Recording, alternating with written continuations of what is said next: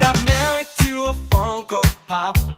Oh, oh, oh, oh. We got wedded conjoined in a Subway shop. Oh, oh, oh, oh, oh, oh. Vitamins and minerals, they come to me through a tube. My whole life is spent watching on a tube. Whoa, oh, oh, oh, oh, oh, oh, oh, oh,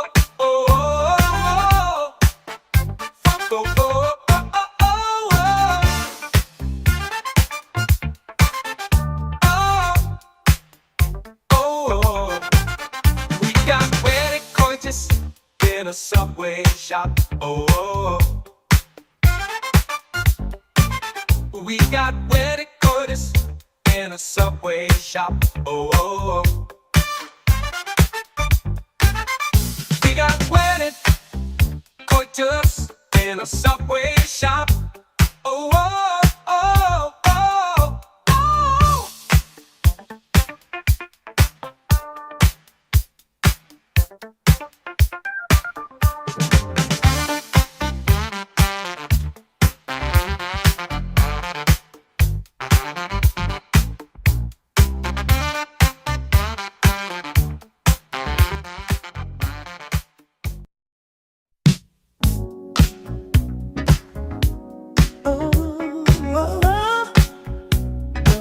oh.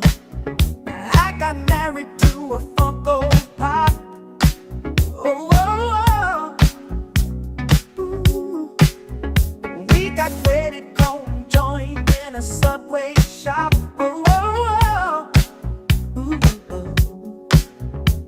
I'm married to a Funko Pop. Oh, oh, oh. Ooh, oh, oh. Vitamins and minerals, they come to me through a tube. My whole life is spent watching on the tube. Whoa, oh, oh. Whoa, oh, oh, oh, oh, oh. Funko, oh, oh, oh, oh. We got wedding coitus in a Subway shop. Oh, oh, oh. Ooh, oh, oh.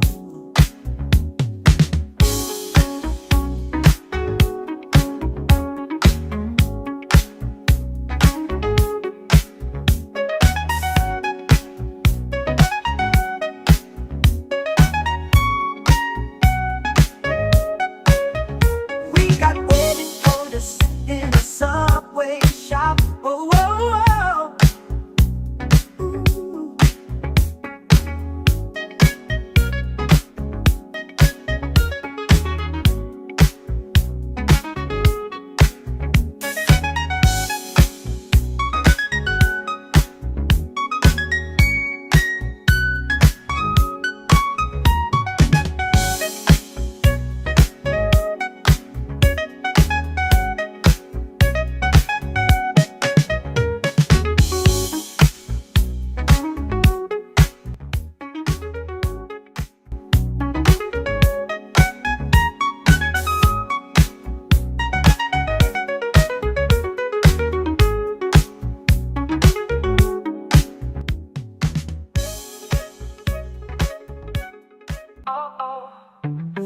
I'm married to a Funko Pop. Oh, we got wedded, we got joined in a Subway shop.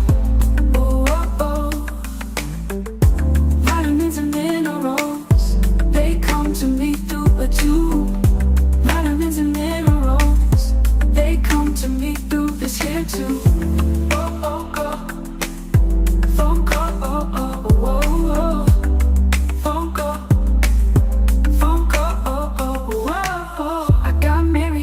I got married to my Funko Pop. Oh, we got wedded, we got joined in a Subway shop. Oh, oh.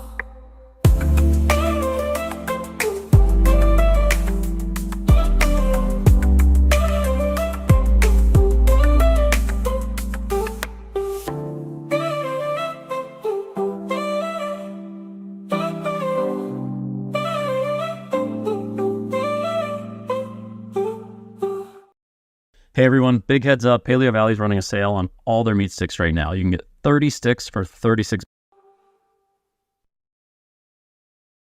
Phone call.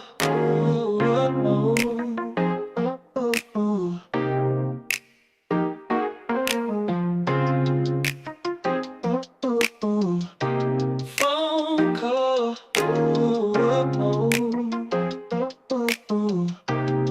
I'm married to my Funko Pop. Ooh. We got wedded. Come join in a Subway shop. Ooh, oh, oh. I'm married to a Funko Pop. Ooh, oh. We got joined, Curtis in a Subway shop. Ooh. Vitamins and biscuits and minerals, they come to me through a tube. My whole is spent watching on a tube. Ooh, whoa, oh, oh, oh.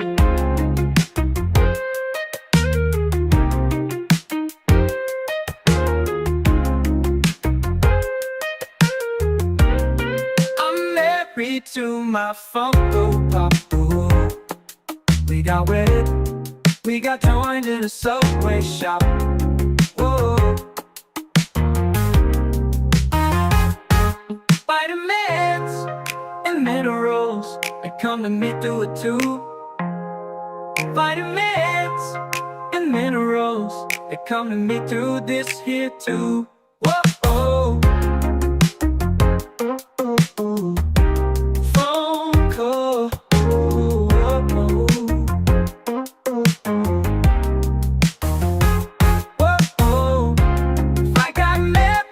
I got married to my Funko Pop. Ooh. We got wedded. We got joined in a Subway shop. Ooh.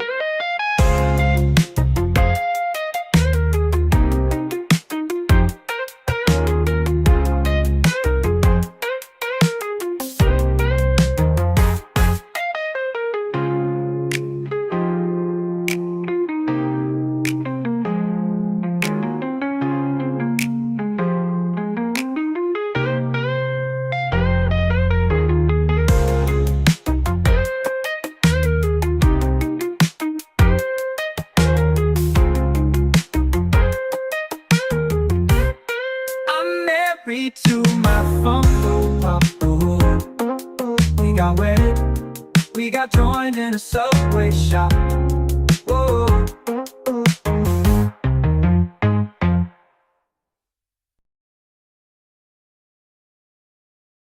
How dare you ignore?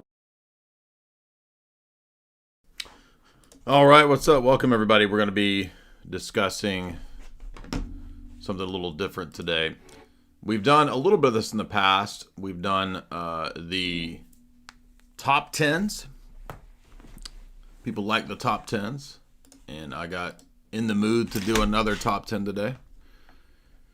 And I'm just, I'm kind of annoyed today. There's a lot of annoying things happening in the world. A lot of annoying people. I think many of you can empathize. You feel the same way. What's the solution? I don't know what the solution is. I'm not sure what the solution is. Today we're going to talk about the top 10 lies and scams that everyone believes, that's duping everyone, that are destroying society. They're not in any specific order. There's just 10 of them because it's hard to pick out what the worst are or what the most important are. But I think it'll make for a good discussion, a good stream. You can remind me of anything that I forgot in the comments. You can add your top 10s. And this will be fitting too because we're talking a little bit about boomers, and that's the subject of the next episode of the Sam Hyde Show that, as you guys know, I contribute to. If you would hit like, share, help us get some people over. I'm trying a little bit of a different time slot experiment. Seems like this is too early. I don't know. Too early for y'all? We'd never done a 1 o'clock stream before, unless it's like a Sunday or a Saturday afternoon or something. Seems like everybody wants 2, 3, 4 o'clock. That's the hot spots, the hot times where the nerds, the Chad nerds show up.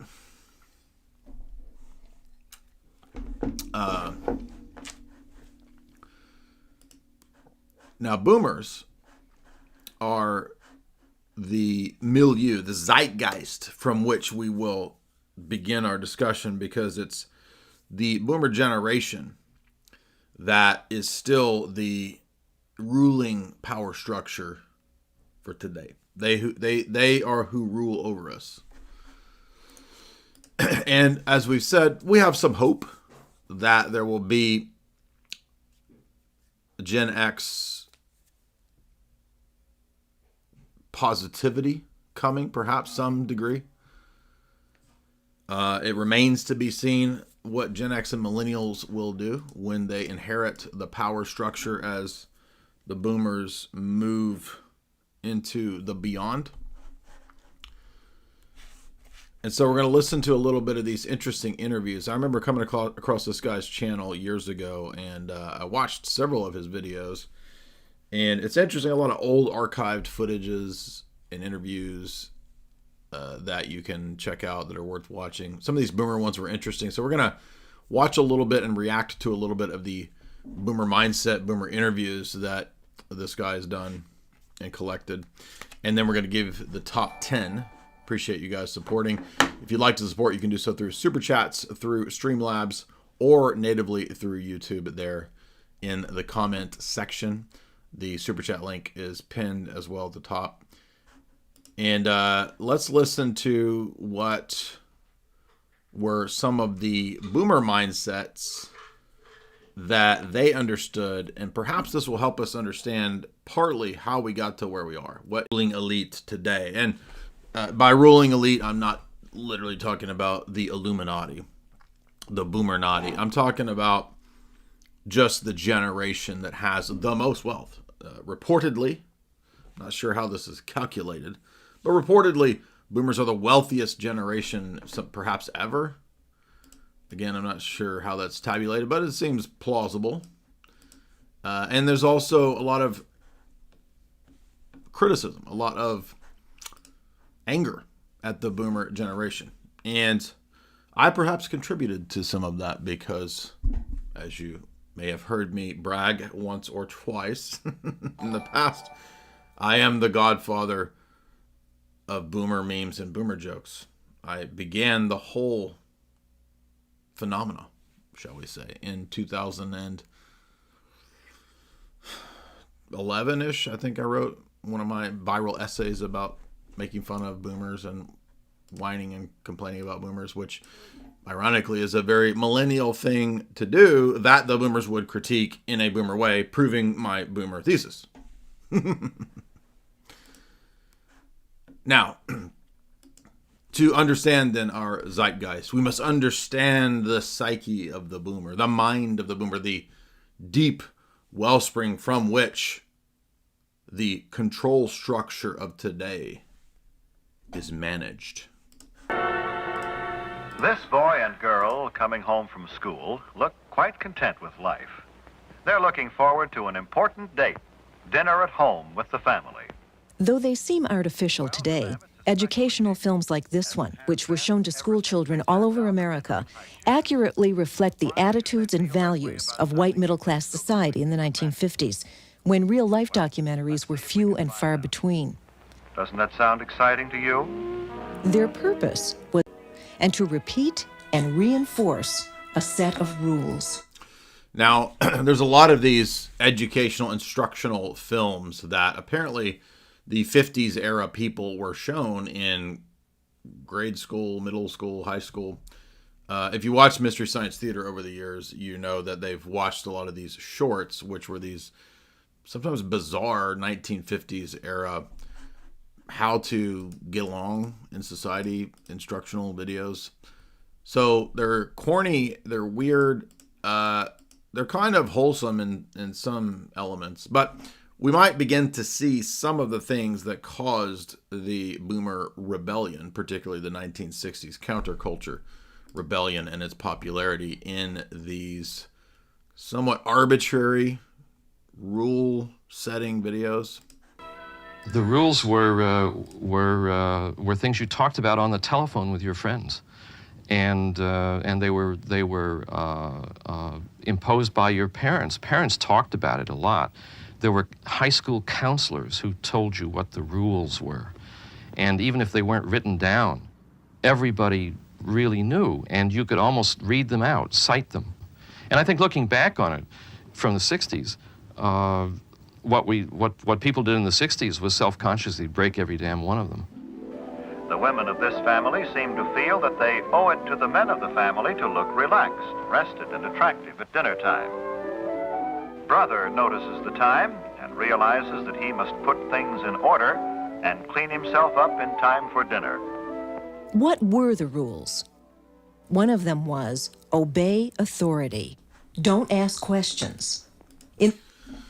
Now, I think there's a pro and a con to this, because on the one hand, you can't have a healthy functioning society without this element of obedience and respect for authority. But at the same time, that can be abused, it can be arbitrary, and it can be too rigid, such that you get this pendulum swing to the opposite side. And the 1950s household, again, compared to nowadays degeneracy, is certainly far more wholesome. But I would argue that there was even then probably quite a bit of absurdities going on, right? I mean, it's not like it was really Leave It to Beaver type stuff. And we're going to see some of the archetypes that the boomers were given when they were young as to who they could try to model themselves after, which will in part, I think, explain some of today's ruling elites' psychological motivations. So we have with this first rule here that, again, I'm not sure who's deciding the rules. It's just a sort of agreed upon social structure, which I would argue probably comes from the corporate mindset. Because most people in the 1950s had some type of sort of corporate-ish job, or they looked up to, the corporate structure in a very admirable way, that it probably was the normative means by which society was organized, and thus dad and mom's life, it's all structured around, right, dad's time at the corporate business agency, the business sales agency administration. And I'm not saying that it's not good to have a private business or whatever. I'm just saying that there's this element apparently to the 50s, which was very, what's the word I'm looking for? The corporate man. We get the CIA out of the 50s. It's called The Company. It's very corporate Wall Street-ish. It's WASP Wall Street as the paragon of what we should shoot for, is the idea here. In the 60s, millions of young people would renounce that one. These boys greet their dad as though they are genuinely glad to see him, as though they had really missed being away from As though. So they weren't really. They didn't genuinely miss him. As though they missed him. during the day, and are anxious to talk to him. This is the time for pleasant discussion in a thoroughly relaxed mood. They don't pick this time of the day to spring unpleasant surprises on Dad. Now, this is very wholesome. This attitude of loving and respecting the father is pretty much largely destroyed in today's world. So how do we get from this Leave It to Beaver-ish attitude of what was considered the norm to where we are? I think you're going to notice a pattern. And keep in mind, people want to blame the entire generation. Even when I make a lot of boomer jokes, it's not the entire generation's fault. It's not all black and white. there are multiple reasons why an entire generation goes the route that they go. And aside from it being a one-size-fits-all answer, there's complexity, there's a lot of factors. In fact, the corporate governance structure was actually at this time doing large-scale experimentation on the population to control them. So if you think, for example, about Bernays, right? Bernays writing in the 30s and 40s in his books about propaganda and corporate control, it's the perfect assessment of this time period of the 1950s of corporate dominance. So Bernays' propaganda is probably the ultimate explication of the arbitrary corporate rigidity of this era, this society. And the problem with this waspy mindset is that it sets monetary and job success pretty much over everything else. So I would argue that this era of the greatest generation, raising the boomers, probably the biggest deception was that they began to buy into and trust in America as a entity and corporations as a kind of quasi divine entity coming out of the war, World War II, and then into the Cold War, almost enduing America and corporatism and Wall Street with a deified status. And that will, I think, pass into the boomers, even though the boomers have this phase where they're going to rebel against this arbitrary list of standards, as we'll see. Molding our boys the way we feel they should be molded in the 50s. I think you have to start molding right away when they're just infants. And so that was our influence. We tried to make this a very influential time, a constructive time, through Boy Scouts, through church, through Cub Scouts, through Little League, or not Little League, but the little pony leagues or whatever they had, these little kids. It was awfully cute. Yeah, they were fun times with our kids, with our boys. We had a great time. Let father and mother guide the conversational trend if they desire. After all, they made all this possible.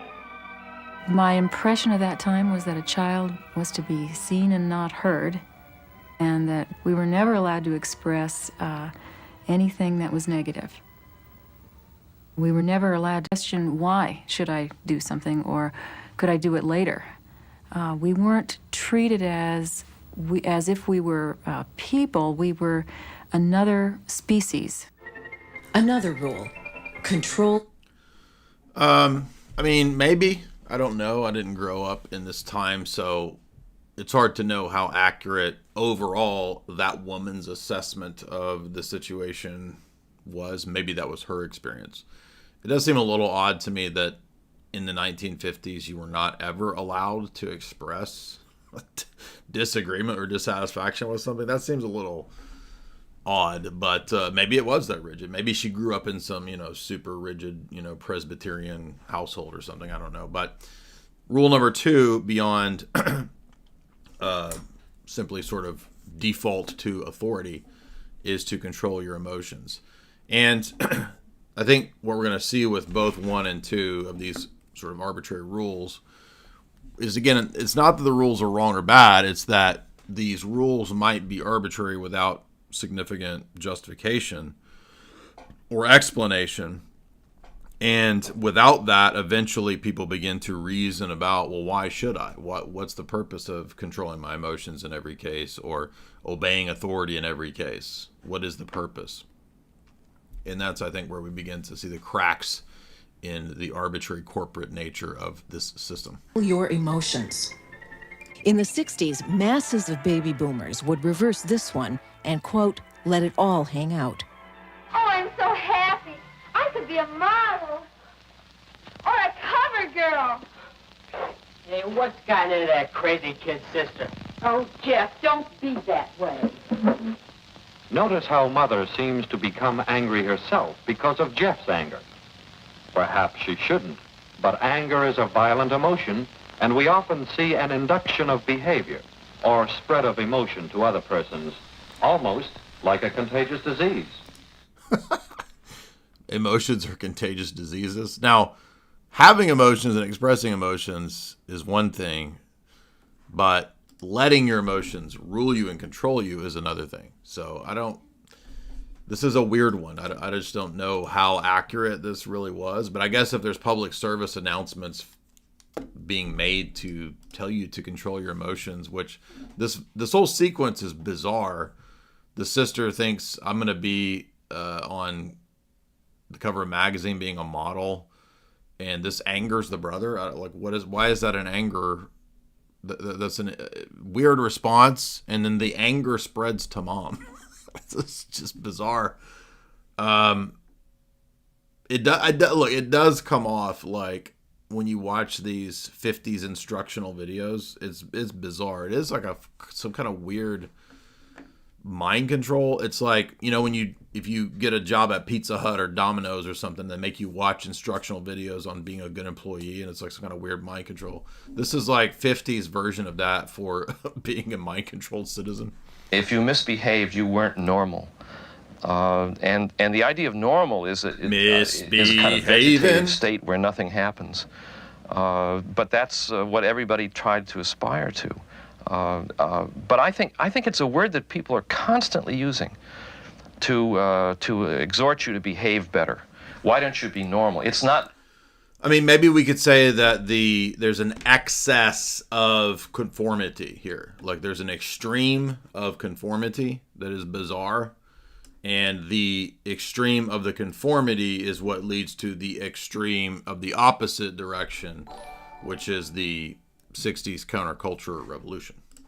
It's not normal to wear your hair long. It's not normal to wear Levi's. It's not normal to listen to rock and roll. It's not normal to read comic books. There's a whole list of a million things that everybody does that isn't normal. Well, what makes you think they look at your clothes? Oh, because the other fellas wear sweaters or just shirts, not a regular suit like mine. Well, wear a sweater then. Another rule: fit in with the group. Don't stand out. Conform in your actions and your appearance. In the 60s, great numbers of young people would, quote, do their own thing. Pick out the most popular boys and girls in school and keep an eye on them. Try to figure out why people like them. Not that you'll ever be just like any of them, but you might learn something. Well, see you there. Many young people found these restrictions painfully repressive, but they struggled to obey them anyhow, because if they didn't, they knew there'd be unpleasant consequences from society or from their peers. Yoo-hoo! Jenny thinks that she has the key to popularity, parking in cars with the boys at night. When Jerry brags about taking Jenny out, he learns that she dates all the boys. What about Jenny? Does that... Don't date all the boys. Even though it might make you popular, you're really just a 304, right? Is it true? I mean, again, this just seems so...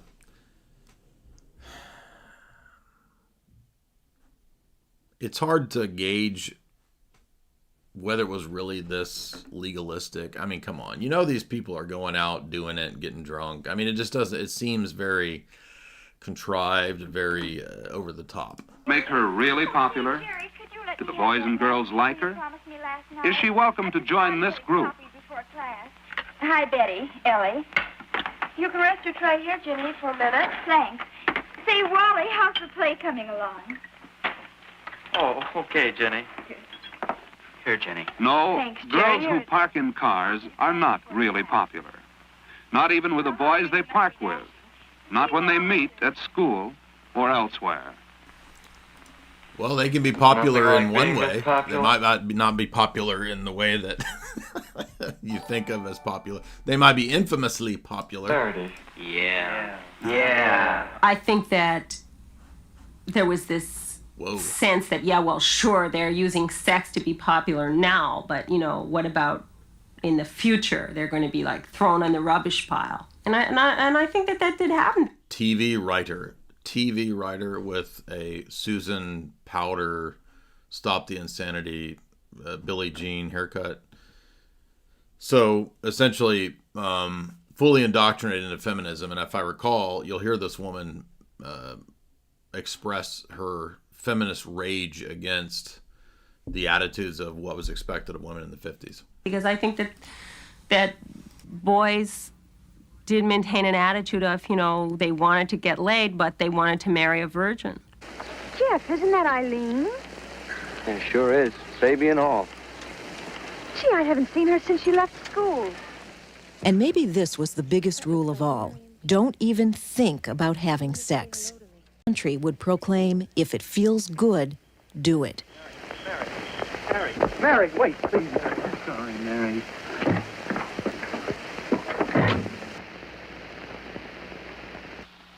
In the height of emotion, it's not always easy to stop and think things through.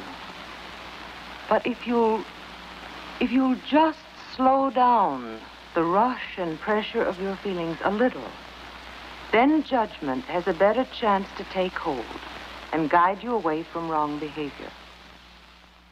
It was sort of a nightmare. Looking from the outside, I'm sure it didn't seem that way to an observer, but for me, I felt so lonely. She looks like any 1970s English Brit punk rocker, man. Sally Raspberry, former hippie. They was popular, and I didn't have those problems. I wasn't a nerd or anything like that, but Sally Raspberry. there just wasn't anybody from my planet, is the way I kind of described it. I felt like I had so much bottled up inside of me. Most kids Raspberry trying juice? to behave properly did keep it all bottled up inside. But a minuscule number began to rebel. It was a preview Greasers. of coming attractions. Every nightmare of Stephen King comes true when the greasers show up. It startles me when I look back at my yearbook photos now. They all look so old. Everybody looks so old. Are those high school people? They look like grandparents. That's pretty accurate. I mean, they look like little adults. They don't. It's startling to me how old. And then she's dressed like a man. So it's weird that the high schooler boomer people look like grandparents, but she wants to look like a man. So How already getting into the groove all of these people look with their flat top crew cuts, and then ever so often, you turn. You mean like you have the flat top that you have? With, this is the Susan Powder calling the kettle yellow blonde. It's startling to me how already getting into the groove all of these people look with their flat top crew cuts, and you have a flat top. What are you talking about? then ever so often, you turn the page and you see the guy with you have his hair, ducktail, and here's the rebel. And you're a woman trying to do the same greaser flat top bouffant rebel move that you're criticizing. Being a rebel by slicking your hair back and wearing a black leather jacket seems harmless now. But in the 1950s, many adults saw this as the first sign of teenagers going bad. So you had the greasers before you had the hippies. But greasers actually seem kind of cool. They seem like they could beat up the hippies.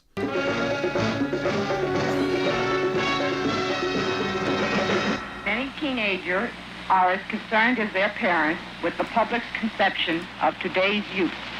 These students are portraying what we consider bad taste in school attire and behavior. This student is wearing an extremely tight skirt. Improper dress was an innocent way to defy extremely tight adult restrictions.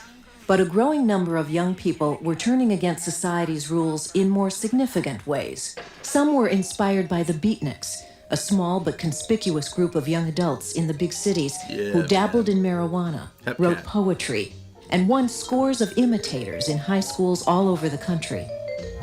Cellophane wrapped in the black nightmare. Cellophane wrapped in a black nightmare. Patrick sends $5 for a super chat. My foundational text in Orthodoxy of St. John Damascus exposition. Am I lacking something by not reading Schmemann, Pomazanski, Lasky, other authors that you recommend? I never recommend Schmemann. I mean, you're lacking the insights of other Orthodox people. I don't know how to answer that. Hush Tones, $5. Jay, the time is perfect. You're going to get through the last half of my wage cuckery. Blessed Lent to you. Thank you. Braden Morris, $10. Speaking of scams and mega churches, I remember that my parents bought a bunch of dried frozen food buckets from Jim Bakker because he said the world was ending. That's funny because I forgot to play the Jim Bakker slop bucket clip on my megachurch stream. Dang it. I meant to play that. Good example of scare tactics and scams. Yeah, it's funny because Jim Bakker and Jimmy Swaggart, like all these people got busted back in the day for being con artists, and they just wait a while and they reemerge being ministers. Hush Tones, $10. I'm still there for more. Is there still room for more Orthodox voices doing cultural apologetics, or is it oversaturated? I mean, there's always another Protestant or Roman Catholic to debate, so I guess there's always room for. We wanted to create an army, is what the Discord was for. Any tips on escaping wage cuckery over the time and building something real as a family man? Pay Piggy? Yeah, Bitcoin. And we'll talk about that in a little while. Hush Tones, $2. Do you have a favorite gemstone scene? Well, this season's been pretty gross, so there's a lot of funny things in season 2 and 3. It's hard to pick a favorite. The hologram sequence at the end of last season was pretty funny.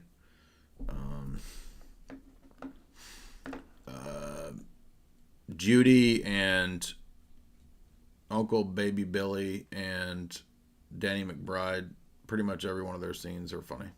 Tori, $3. Jay, do you have a breakdown of the show Severance? No, I haven't done that yet. I mean, I watched season 1, but I've not watched season 2, and we didn't do a breakdown. Everyone's talking about it. Has a lot of undertones. My husband and I really enjoy your stuff. Well, thank you, Tori. Appreciate that. Maybe we should move on to a Severance breakdown eventually. By the way, if you guys want to support the stream, you can do so through Super Chats. Super Chats are done through Streamlabs and through YouTube natively. All right, so let's finish up this boomer clip here, and then I think there's a little bit more in another one. Maybe we'll have an idea of how we got to where we are in our top 10. Of the endless factory. My soul, squeezed in the hydraulic press of eternal drip, drip, drip. Yeah, man, that was very Hepcat. We started, a bunch of us, putting out a poetry magazine, and suddenly it was banned because of one little poem.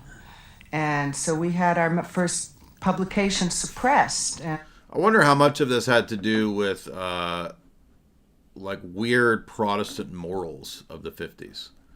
Just weird Protestant, waspy, puritanical morals with no real explanation. Maybe that was also part of the problem. Because remember, the dominant religion in America is Protestant, and then maybe number 2, Catholic, I guess, especially in the 50s. So very much a WASP mentality.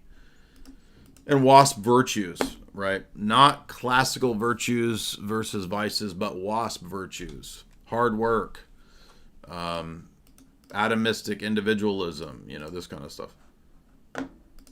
Orthodox Boomer Grandmother, $10. Thank you for my signed copies of Esoteric Hollywood 1 and 2. When is 3 coming out? Like I said, I don't know. It was supposed to be July to September, but it looks like it's moving faster, so hopefully sooner than July. We didn't know what the hell we were doing. I mean, we really didn't know. We all came home and we all had children. There was no advice, really. Dr. Spock had a book out, but we didn't know anything about child rearing. In other words, let me try to say it this way. There were certain things that you just did. Well, Dr. Spock was one of the revolutionary figures that changed parental attitudes and told people of that generation, don't discipline, don't spank, let kids do whatever they thing about relationships, communication between husband and wife, there was very little communication. Children, child rearing, how do you raise children? No one knew. In other words, it was supposed just to happen. The parents of the 1950s were... That doesn't seem plausible to me.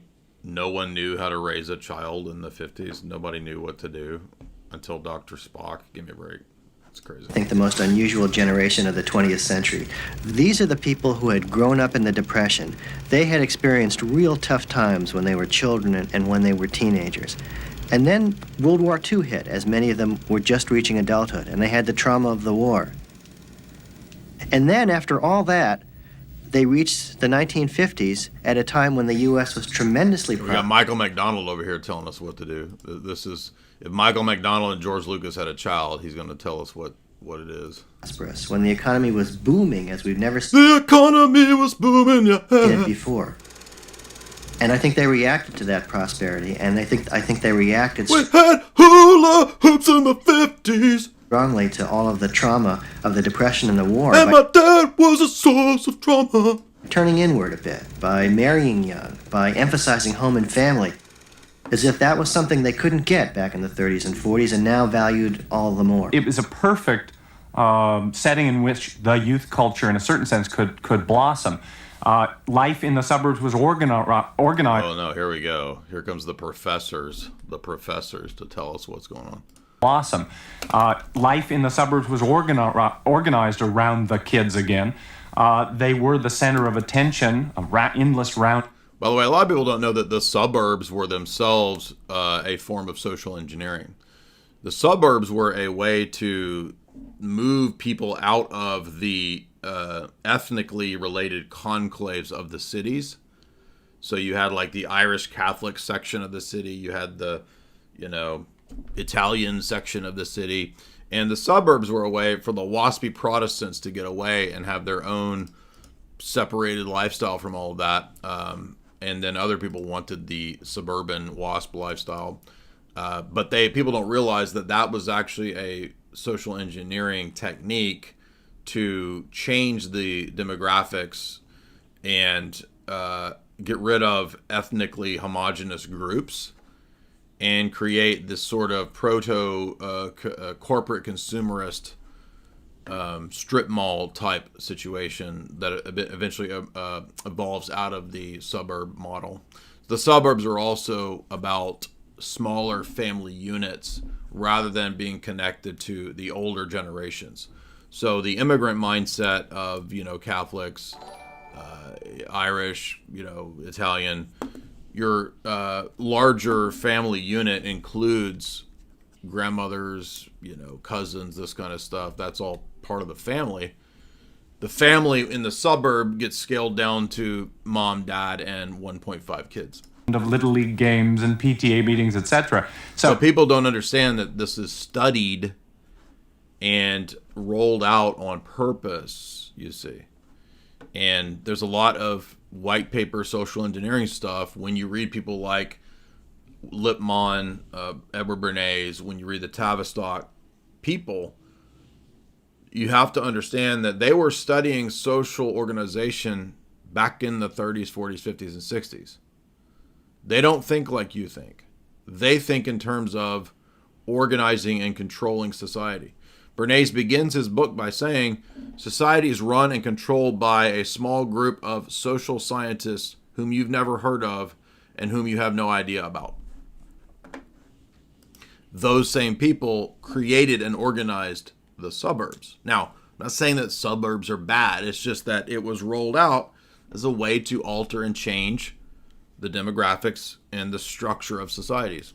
It was in the suburbs, in a certain sense, that this message about the importance and the uniqueness and the generational potency associated with these kids, I think, was delivered with real force. This was a distinctly new way to be raised in the world.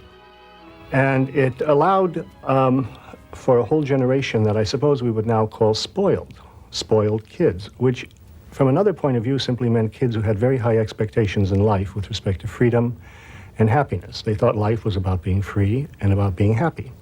And they carried those expectations forward into high school and into college, and brought with them a kind of a level of expectation that was simply unprecedented in, I would say, in world history. This whole image of giving your children everything you had, and they have to be satisfied and they have to be content, and I think we gave them much too much. We found out in the 50s that if you... So this might be where there's some truth here, that the greatest generation, perhaps because they had spent time in growing up perhaps in the Depression, perhaps in the 30s and 40s with not a lot of advantages, the idea was then that, oh, well, we have to give to the boomers, the babies born in the baby boom, everything. So there might be some truth to this. I go back and forth. I mean, I don't know exactly what it means to spoil a child. I think sometimes that's a cloak for envy that people have when they say, oh, you're spoiled, when they're just envious of what other people have or what they're doing for their children. But it's also possible to be a bad parent and spoil your children, not setting any boundaries, and thus raise a monster. So there can be spoiling, but were the boomers spoiled? Perhaps they were. Got up in the morning and went to work and did a good day's work. The things got better. You got promoted or you got more money. You were able to buy furniture. You could have more children. The children could have better clothes, and life just improved. We knew it was because you went to work. But I'm not sure our children realized that. They saw simply that the clothes got better, the house got bigger, the neighborhood got nicer. And I have a strong suspicion that what happened in the late 60s was that the kids who rebelled took it for granted that life would improve automatically. My dad was always above board in all his business dealings, but I would say money and getting ahead and making a lot of bucks was his goal. And I think what it was Dad meant well. Dad wanted to love us, but Dad was so busy at work. My dad said that about his dad, that he never really spent time with him, and basically my granddad spent all of his time at work from like early to late. And so he described it as a sort of absentee situation, which was ironic because I ended up having an absentee situation with my dad. So he would work till 2, 3 in the morning doing artwork for the business. He'd get up early and be gone. I hardly ever saw him. This son of yours has been fighting again. Look at this shirt. Can I tell you about it, Pop? Look, he's proud of it. Please, Pop. Not now, Jerry. I'm tired. I had a Mike bad Kelly day. said you didn't have the guts to stand up for yourself, so I took a poke at him. That was all right, wasn't it? Mike. What TV showed? Why is the mom degrading the son for getting in a fist fight? Like, this is normal for every boy his age to do. And then why is the dad like cowering before the mom and the son? This is a very, very bizarre situation. You was a world in which men were essentially impotent. He didn't have any right to say that about you, did he, Pop? Go to your room and get a decent shirt. This minute. Now, I'm confused here because this doesn't fit the feminist narrative. How were 50s men impotent and emasculated, but they were also patriarchal tyrants? Which one is it? That doesn't seem like it's... Those are incommensurable statements. Did he, Pop? There were no chance for risk. There was no place for excitement. There was no place... Did he pop? That sounds like something I do not want to eat at a Diddy party. Does anyone want a Diddy Pop? Diddy Pop? H. Brazzi, $5. I missed the beginning. Are you talking about feminism? Well, feminism and gender dysphoria actually are one of my top 10 lists of scams that are destroying society. So it is one of the things that we're talking about. If you are, check out the video that was shared by Rachel of Megyn Kelly. It is emblematic of what's called conservative feminism. Yeah, I'll try to find that. For no challenges being offered whatsoever. And the other kind of show you could watch were the Westerns, which showed what a real man could do, measuring himself against other men, especially with a gun. And I think that anybody who was a red-blooded American boy in the 1950s knew that they wanted to be more like Matt Dillon.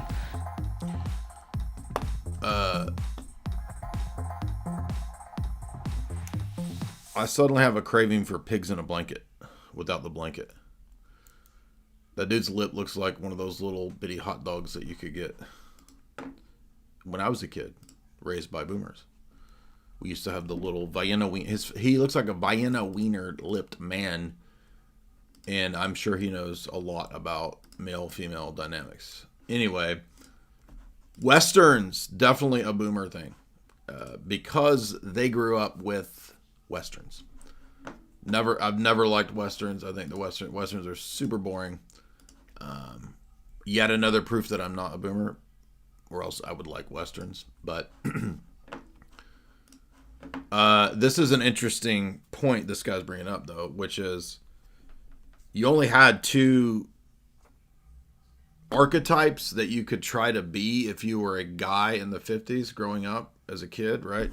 You could try to be one of the, I don't know, bonanza Western men on the TV, or you could try to be like, what's his name? Ward Cleaver, or whoever the dad is in the 50s shows. Or more like the paid gunfighter in Have Gun Will Travel. Yeah, John Wayne or the dad in Leave It to Beaver. Then they wanted to be Beaver Cleaver's father. And what did girls feel was in store for them? A life just like their mothers. So that's interesting. The idea then for the archetype of the boomer child man in the 50s is to be like John Wayne or the Western man, like the lone gunman, lone gunner guy. So here we have the seeds of the radical individualism, perhaps. Judy, it isn't as bad as all that, dear. Sorry, Mother. I was just thinking. About what? Oh, you know. Thinking how awful wash day used to be for you before you had the electric water heater and the washer. I had 4 choices of things that I could be when I grew up. I could be a teacher, a nurse, a stewardess, or a secretary. I couldn't go into things that dealt with medicine. I couldn't go into law. I couldn't go into the real professions. It was extremely limiting. And of course, the overall goal was to find a husband, get married, have children, and live with a white picket fence. Okay, so you saw. Well, I'm not sure what sounds so terrible about that because, again, the alternative is 40 to 60 hours a week away from your family. You're essentially married to some other man who's your boss, CEO, and you're now exhausted and stressed from all of the things that ideally would be what your husband is up to and is dealing with. So I understand that it's, we don't live in the world of ideals, and it's not any single person's fault that the society has been engineered and tooled in the direction that it has. And so it's not the fault of people today that both husband and wife typically have to work and have jobs. For example, the price of a home is so exorbitant now, especially after the coup, that to even have the possibility of owning a home, you have to have 2 people working. I mean, homes are $500,000 to $1 million now. You essentially have to be a millionaire to own a home. That's how crazy it is. Imagine telling the people in the 50s that. This would blow their mind. But that is not the fault of individuals. It's the fault of the ruling elite, the Federal Reserve, those goblins, and the people who have destroyed the economy through inflation and through money printing and through infinite scams. Travis Maudlin became a member. What's up, dude?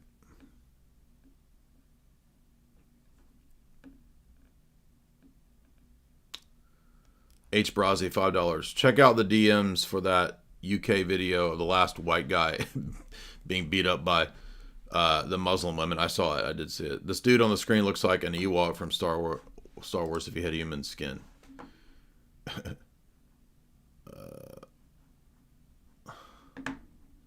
This was funny because in this video, this guy who runs this channel, this Jewish boomer guy, was like, then he starts trying to explain the boomer mindset. It's pretty funny. I think this was the last one I wanted to play before we get into our top 10. Let me guess. You're thinking about going This to was only a therapy, couple and minutes. as a therapist myself, of course I'm going to say that's a great idea. What we have established in this country down through the years since de Tocqueville began writing about it is this tremendous sense of the sort of frontier individualism.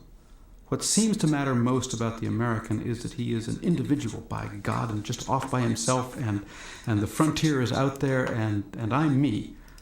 And that was that John Wayne, lone gunman sheriff man attitude programmed into the mindset of the boy boomers of the 50s. They're watching Bonanza and Gunsmoke and John Wayne and whatever else, and that is prairie rugged individualism. It's the Lone Ranger, it's the hermit, it's the mountain man, it's whatever it is that defines that kind of experience.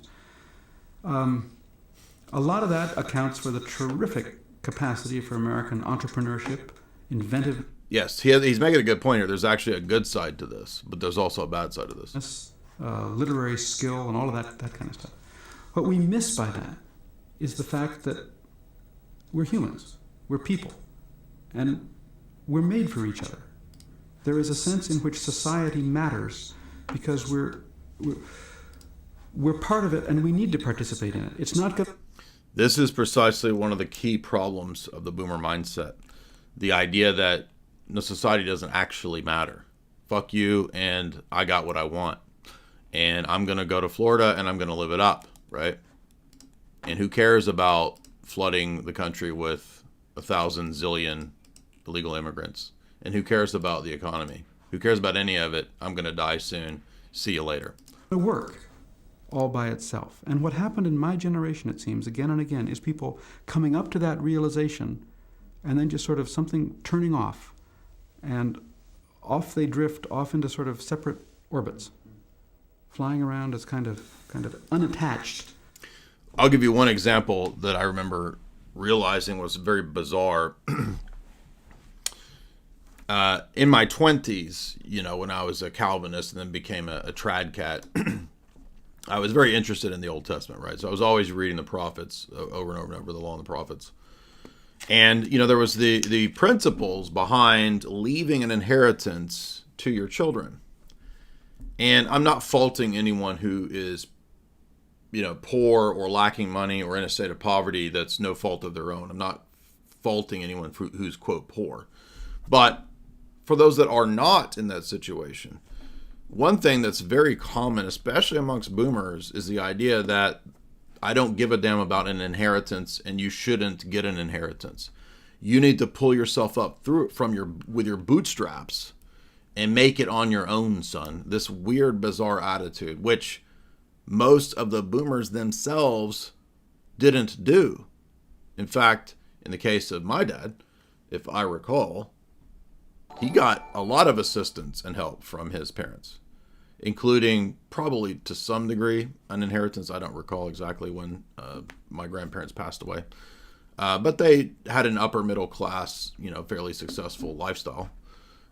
So it seems odd to me that the attitude of of many of the middle class boomers, perhaps amongst wealthy boomers, it's not that way. I'm not actually sure. I don't know a lot of wealthy boomers. So I don't know in general how this is, but the idea of handing down an inheritance is very foreign, at least to a lot of boomers, which is odd given the fact that almost all societies in history have had this notion of an inheritance. Asteroids out there. There needs to be, it seems to me, if society is going to hold together, that sense of social cohesion in which each of us, as part of the community, says, I've got a responsibility to this. I ain't no damn communist. I ain't responsible to society. Bunch of damn communists. No. So this is another extreme out of the Cold War mindset, that there's no concern for others or the broader realm that one is in. H. Brazzi, $5. I've debated my big brother on this since we were kids. Do we place blame on a generation for being terrible or the parents that raised them? I think that's a tit for tat. It's a, shared responsibility. I don't know that you can... criticizing generations, by the way, is a biblical thing. I don't know if people are not aware of this. You've not read the Bible. Like Jesus, the prophets, they actually talk to and call their generations either good or bad. This is a wicked and adulterous generation. The people that are alive at this time, he's saying, right? And certainly we should have respect for our elders. But respect, even if you don't think this is the case, is typically, in reality, earned. It is not automatically due. If you try to enforce or mandate that people respect you without any basis for the respect, it just breeds contempt and resentment that eventually spills out into rebellion at some point. So an overly domineering parental figure, Paul even warns about this. He says, do not be overbearing as a parental figure, right?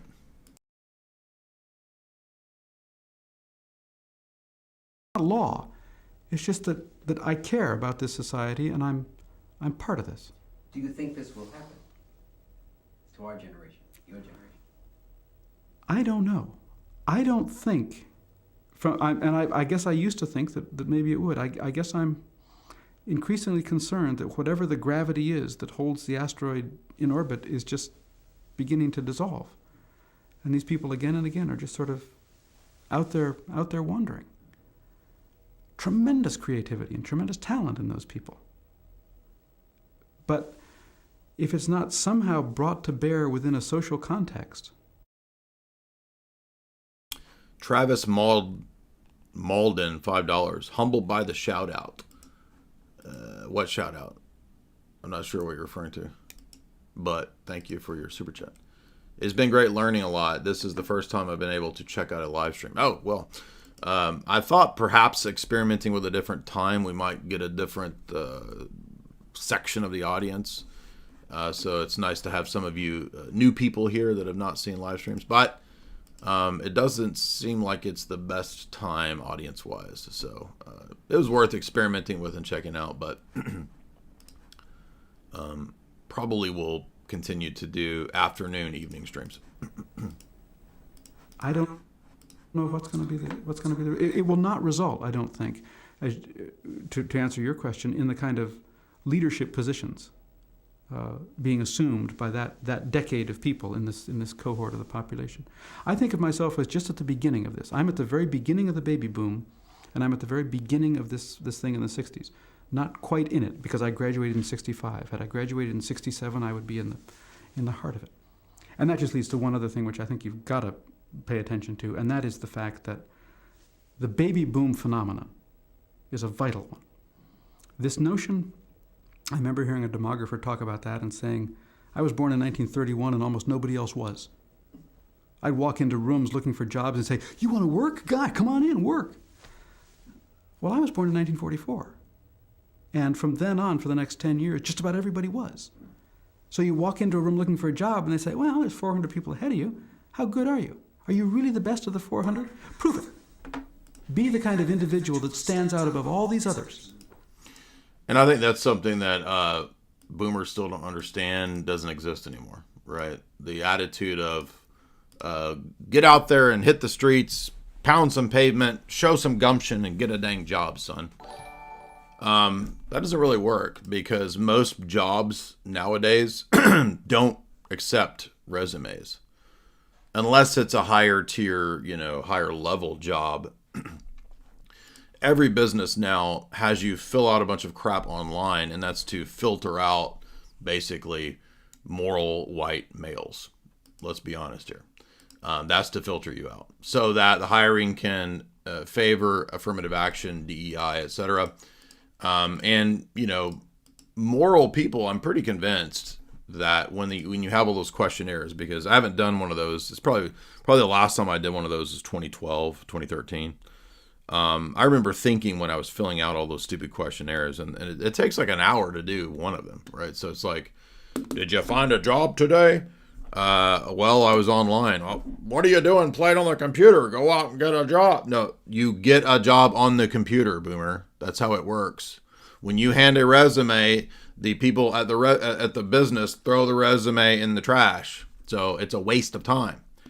But they don't know this. They don't understand this. And the entire system of filling out applications online, I'm convinced, is to weed out moral people and to find weirdos and people who will actually be dishonest, if you're not familiar with that. Because they ask you all sorts of moral questions, which is weird. Like, why do you need to know 100 moral situations of what I would do when somebody's taking $10 out of the cash register, right?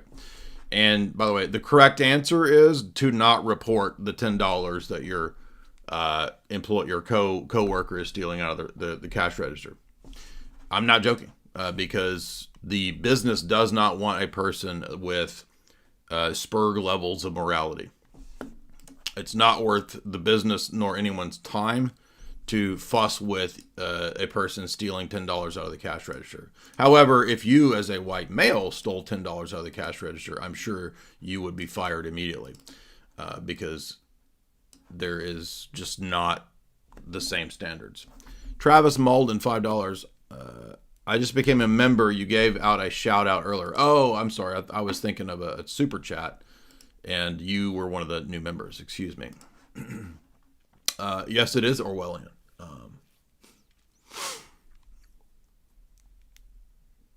Is there a name for the moral test? It's run by a specific company. I don't know how it all works, but I mean, the last time I was filling out job applications in 2012 or 13, they were all the same. So it was some kind of standardized thing, and you have all these personality quizzes that you take. And boomers have no idea about this. Like, they have no idea what you're even talking about. They actually think that you just go around door to door to the businesses, and if you show enough gumption, you'll get a job. It doesn't work that way. Now, maybe at small whatever's left of the few family-run businesses, that could be the case, because there are some of those. But I think most jobs nowadays probably come by people knowing people, not pounding pavement, hitting the streets.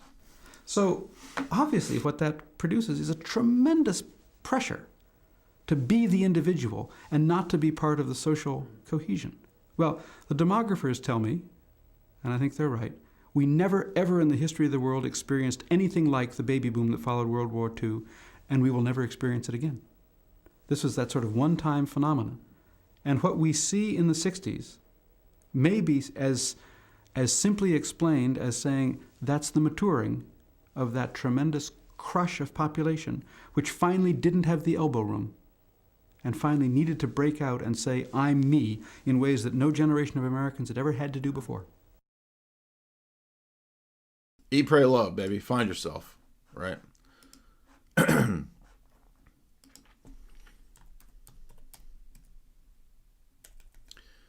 Now let's see if I can find this clip with Megyn Kelly. Let's see what this is about.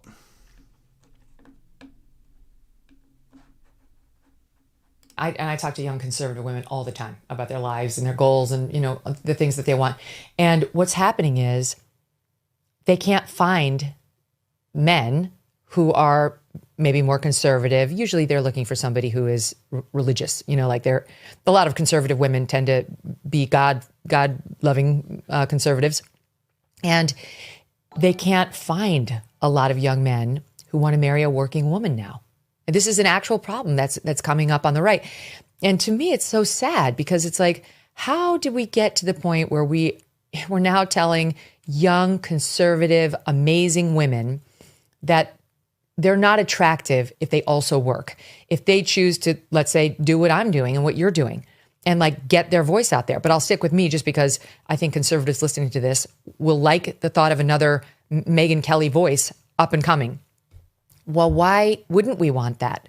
Why would we take somebody who's talented in this field and really wants to make a difference and have the messaging to her be, you're really not that valuable unless you give it up and go into the home and only have a family and only raise a family. And not only are we sending her that message, but young men are actually believing that. They're actually believing it, especially on the right, because like the trad mom has gotten so popular. And it's like, no, if we do that, we're not going to have any strong conservative or right-leaning women to provide a role model for younger conservative women who, and there's nothing to apologize for here, don't necessarily want to spend all their 20s and their 30s getting married and having kids, or can't. I mean, that's very much in the minority.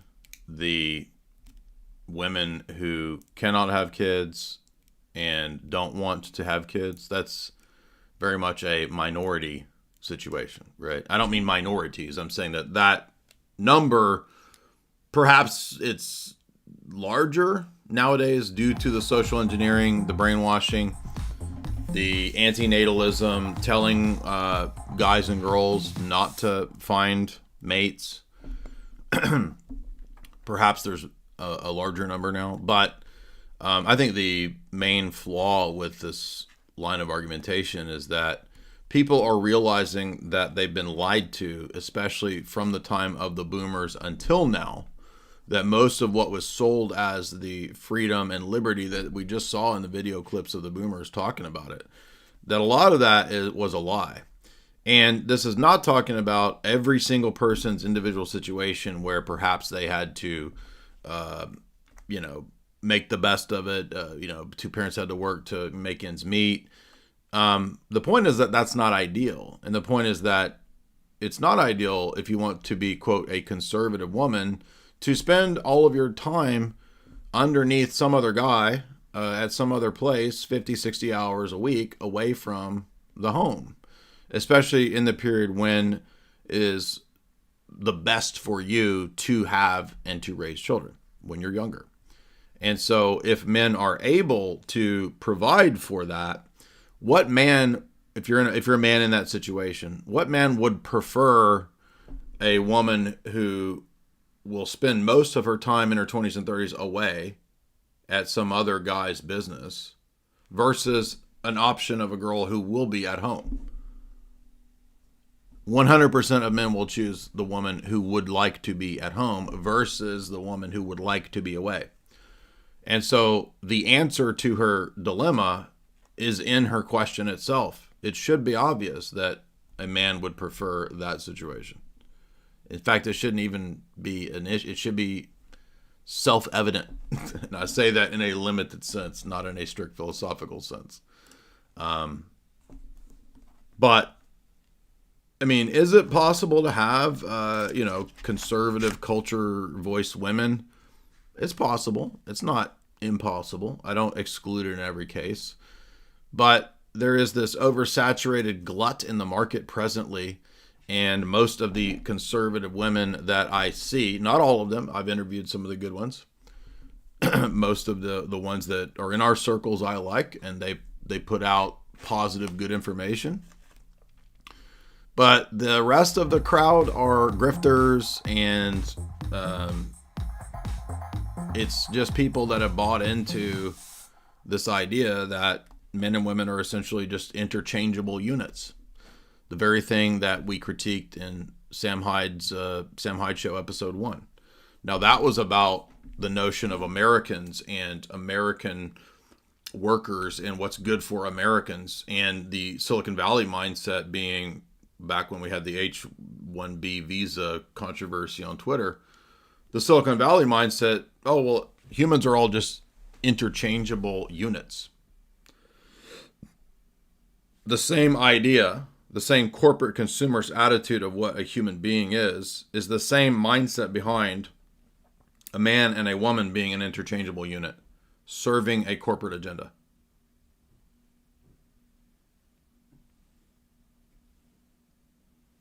So the first lie that I have on my list, the first lie / scam destroying society, is the entire phenomena of gender dysphoria, which includes Skittles, TRANZ, and feminism.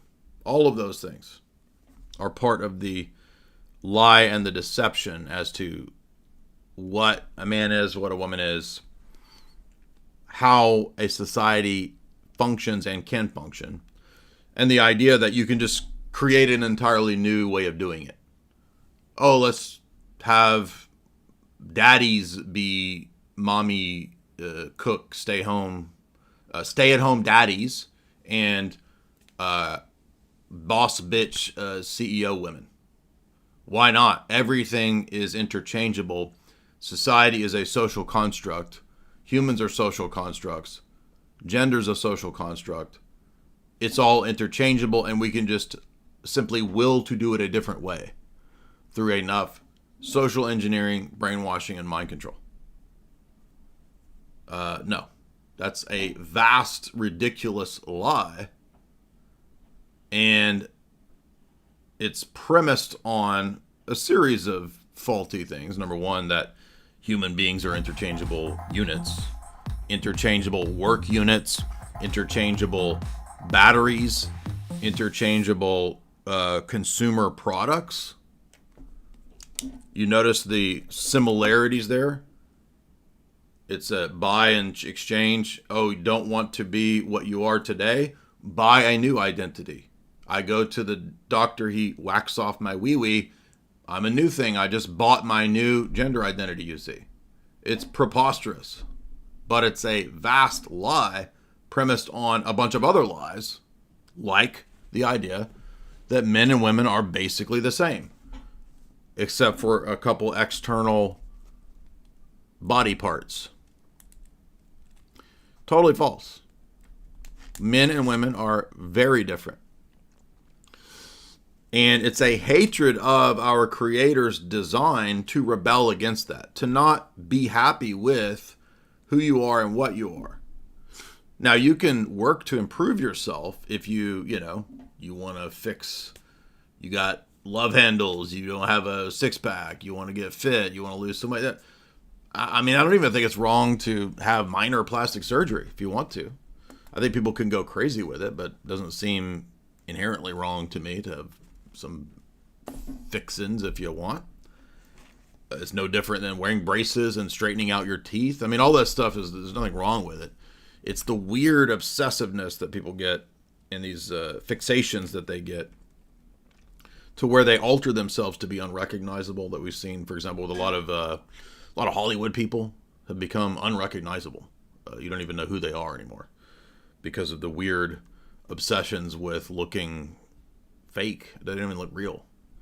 Anyway, so men and women are not interchangeable units. They have their own distinct roles and abilities. And many things that men do, women cannot do. Many things that women do, men can't do. It's just a fact. And the idea that having children and raising children is somehow degrading, or that a household is degrading, is all a lie. It's a really weird deception. And by the way, all the so-called elites that push it, have you noticed that they tend to have large families and a lot of offspring?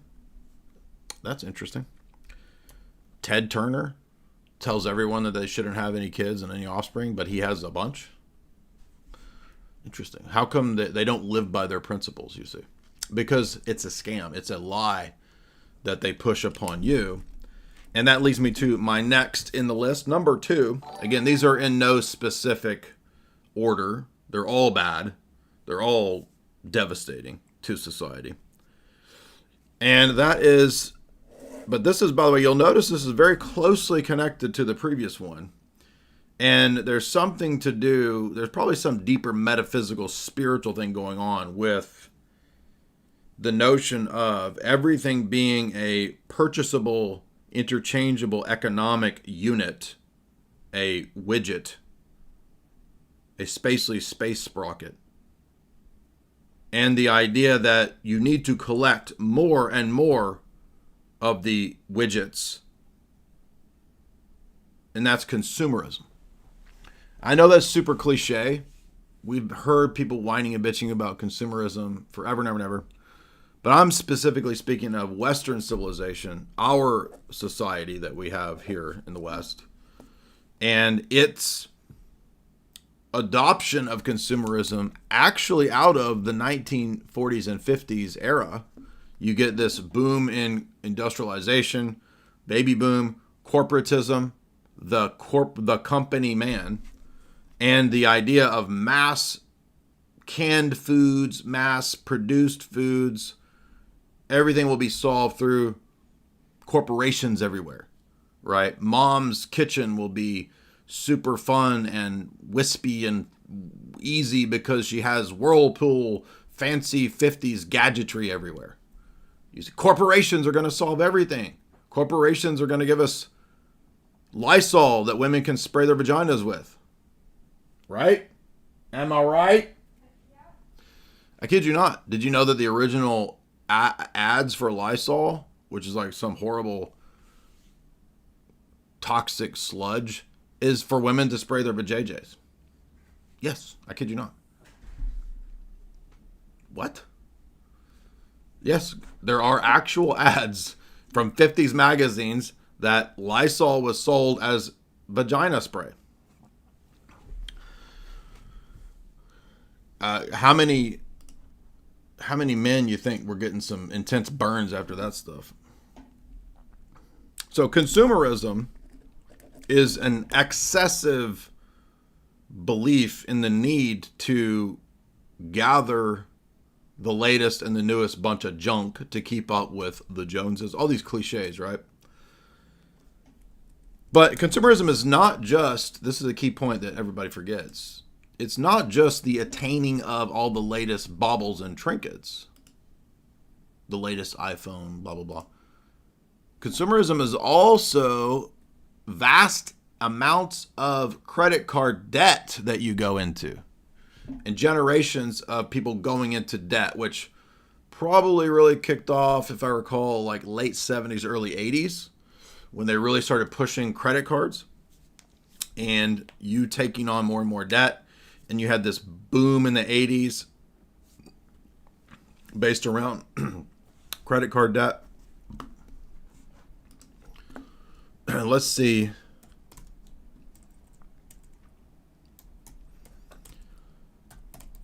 Now, I know that people had credit cards probably since the 50s. But this idea of paying with debt for everything.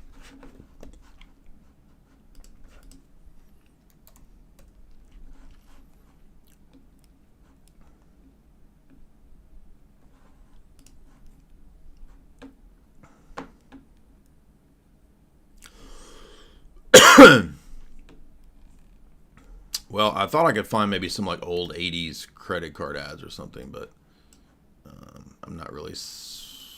Let's go over to YouTube and see if we can find something. I remember having this stuff pushed on me as soon as I turned 18. Like when I was 18, I started getting all these. Yeah, here we go. 70s. Yeah, so in the 70s, they really started pushing this, right? This is not. There's no sound on this.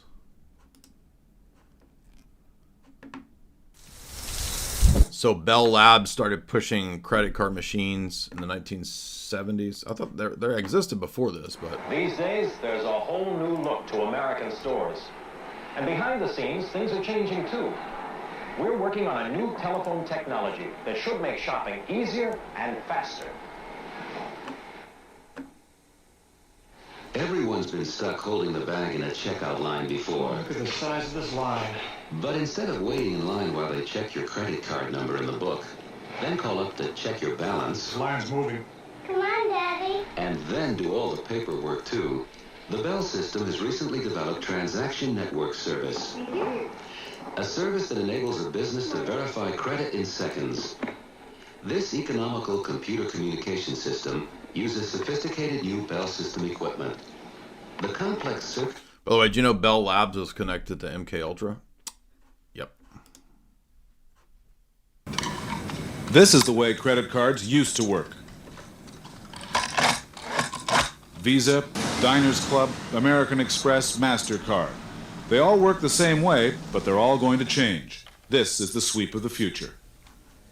And this... So in the 1980s, they innovated and started bringing in the automatic readers.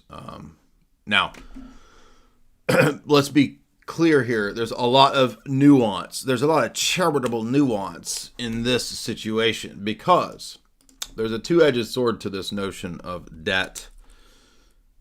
In the 70s and 80s, they began to push the credit cards as a way for you to get the immediate satisfaction and fulfillment for whatever baubles and trinkets that you wanted, and you would pay off, right, every month the credit card debt, but it had these crazy interest rates. So you're paying to get these objects sooner rather than later. You're basically paying a lot more for that object because you're paying on future debt that you're going to pay down. Hey, babe, could you make me a double shot? Thank you. Thank you guys for those super chats. Appreciate that you guys are being generous. And this actually produced, for example, in my dad, an attitude that all credit cards were evil and bad. And I understand why he had that attitude. In most cases, it's probably not a good idea. And it is usually pretty scammy. However, it's different nowadays with things that we have like Bitcoin that didn't exist in these times. And there are actually ways in which you could leverage debt that a lot of boomers don't know about, or just on principle would have and did reject. And that's a whole other subject. We actually did a whole talk on leveraging debt for Bitcoin and why that makes sense. That's something that I learned about in 2019.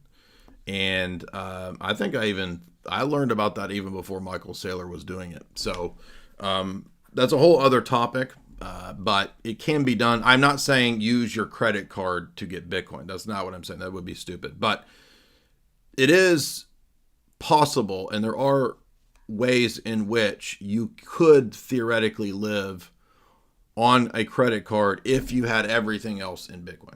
So it's not, but that's not most people probably, unless you can get to where you're basically living on a Bitcoin standard, which is the Jack Mallers model, which I do think makes sense if you can do it. But that's not for everybody. So in most cases, it's probably not economically advantageous to you to live with usage of credit cards. And in that situation, in that case, yes, my dad was actually correct to not waste time with credit cards. But if you get to a certain situation where perhaps you're upper middle class or something else, and you have quite a bit of BTC, or you are living on a BTC standard, it could actually be advantageous not just to leverage debt for BTC, but also to, in fact, live on credit card.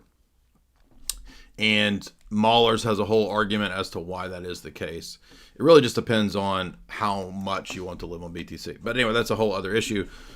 Regardless, this was social engineering to make sure that people were more and more attuned to and accepting of living in debt. And this is actually a big change from even what the greatest generation and the boomers themselves were taught. Greatest generation and boomers were actually taught the importance of saving. My dad, for example, was, when I was young, very adamant about the necessity of a savings account. And that actually made sense at that time. It made sense back in the 70s and 80s to have a savings account because banks used to give you interest on the savings. So if you had a significant amount, I don't remember what it was, but I think I've told this story that when I was a kid and I found $100 one time in a parking lot, in a Ralph's parking lot, my mom made me go back into the grocery store and offer to give it back. And since no one claimed it, they let me have the $100. So what did I buy? Well, I bought hamsters, of course. What else would a 10-year-old buy or 8-year-old buy with $100, which was like me getting a lottery ticket, right? You buy hamsters, of course, but they would not let me spend the entire 100 on hamsters. I could only spend 50, which got me 2 hamsters in a cage, and I had to put the other 50 in a savings account. Let's see, what did banks pay in the 80s?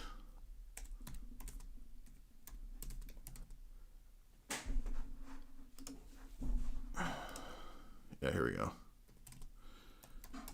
It's probably a few percent, 4%, 5%. Let's see. Oh, wow. In the 1970s and 80s, banks would even give, is that right? 8 to 10%? And then fell to 2 to 4%. Some banks would, in the early 80s, would give you 10%. That's crazy. Imagine getting 10% on your savings account just by putting it in the bank. That's crazy. And I remember this was probably 1985 or 6, 7. I remember like checking on my savings account like 5 years later, and I think I had like $5 more. So it went from 50 to 55. And I was like, wow, I made $5 in 5 years. But the principle was to teach you to save. And the whole principle behind the interest rate for your savings account was because everyone had this mindset of, well, it's good to save money. And a lot of the gold boomers and the greatest generation people that bought gold, my grandmother believed in buying gold, for example. She was greatest generation, right? So they believed that savings was important, and perhaps gold is an even better means of saving than the dollar, because they at least understood inflation, which is not incorrect. They were correct about that. So nowadays, this does not exist because there was a decision, I don't know by who, Greenspan, the Federal Reserve, I don't know who decided this, but at some point they decided, no, we want to promote debt and spending, not savings. And isn't it interesting as well that the 1970s and 80s, you have this shift. You get the Nixon shock doctrine, where the U.S. goes off of a gold standard and it goes pure fiat in the 70s. At the same time, you get this push by the establishment and the big banks and the hedge funds and all this scammers to get everyone into debt. That is not, I'm not talking about leveraging debt in certain situations. That's a different thing. This is debt slavery. And this is combined with my next point on the list, which is education. The idea also pushed from the 1960s, 70s, 80s, and 90s that all people need to go to college and get a college education. I wonder who came up with this scam, whereby everyone needs to get into debt, $100,000, $200,000, so that you can go to a four-year institution that brainwashes you with social justice warrior socialism and communism, and churns out a purple-haired social justice warrior, and you paid $100,000 to have your child brainwashed with that, and thus in debt, and now a women's studies major with $100,000 debt that's now a fat purple-haired social justice warrior is a full-time, lifetime barista. That's called a scam.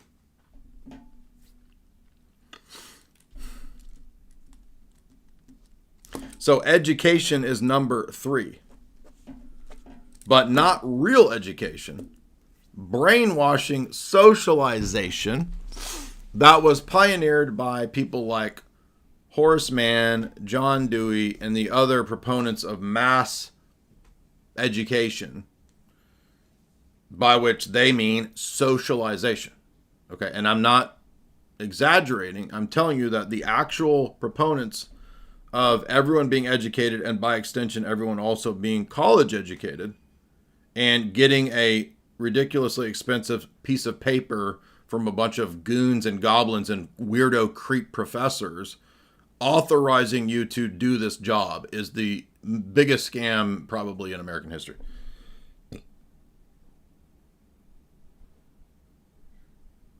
Do I even need to say anymore?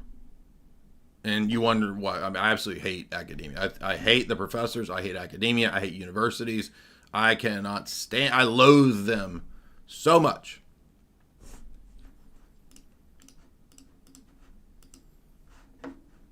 And I don't mean that this in like a Pol Pot communist sense. Like, I hate the academics because they're bourgeoisie. No. The academics are the Marxist socialist, dummy.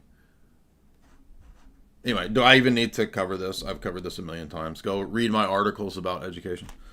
And conversely, the fake education gives people the pseudo attitude, the pseuditude. People think they're educated because they have a piece of paper. that affirms they were brainwashed. Look, here's my degree. I proved to you I was brainwashed by a bunch of ponytail, Skittles, gay studies professors. And they gave me a piece of paper that says that I'm a good boy or a good girl or a good non-binary. So I'm educated. None of that is actually education. In fact, it is socialization. That's what the founders of it said. They said, we will replace actual pedagogy and critical thinking with socialization for socialism. Horace Mann, John Dewey, etc., etc. They all said this. And yes, they were talking about mass public education, but that has been extended to college because college is an extension of mass public education. Now, it's not inherently wrong or evil to mass educate the society. It's really a question of what you're educating them with. That's the point.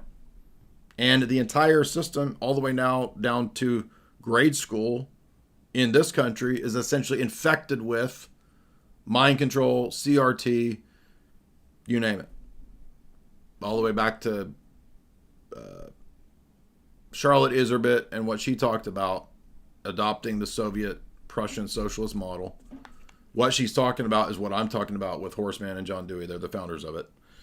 And it's all the same model of socialization. It is teaching you to fit in and not critically think. It's the opposite of teaching you to critically think. And thus it is brainwashing. And amazing that people actually pay to send their sons and daughters, and their sons and daughters go into debt, $100,000, $200,000, to get brainwashed, to get the piece of paper saying that they've been socialized, authorizing them to work. What a scam. This system is going to go away. The legacy education system is going away, thank God. And when we get rid of that, we can begin to fix our country, because it is one of the top lie scams destroying this society. As you can imagine, the previous three also relate to the fiat money scam. I have talked about this many, many, many times. I will not repeat and bore you with my lectures on why the fiat system is a debt-based, usury-based scam system.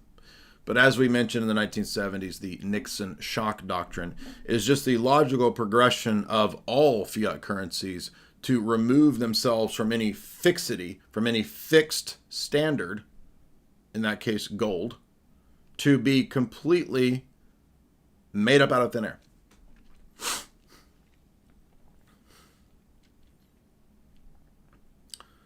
Thus, also part of the vast fiat system is the taxation system and the U.S. government USAID system, for example.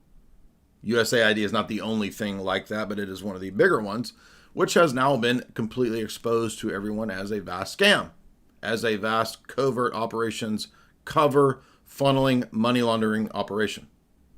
Guess what? We interviewed with F. William Engdahl 10 years ago. And his book talked about USAID as a scam. I knew about this 10 years ago. We, on my channel, were talking about USAID as a scam 10 years ago. Matt Gaetz was bragging that they got this done, and that's great. But he said 1 year ago, Republicans, as a voting entity, blocked investigations into USAID. Well, I was talking 10 years ago with F. William Engdahl on my channel about it being a scam. Now, the interview is about his book, Lost Hegemon, which I don't think it may mention at USAID, but the part 2 interview for members is where we get into full spectrum dominance, which has 4 or 5 places discussing USAID as a scam cover.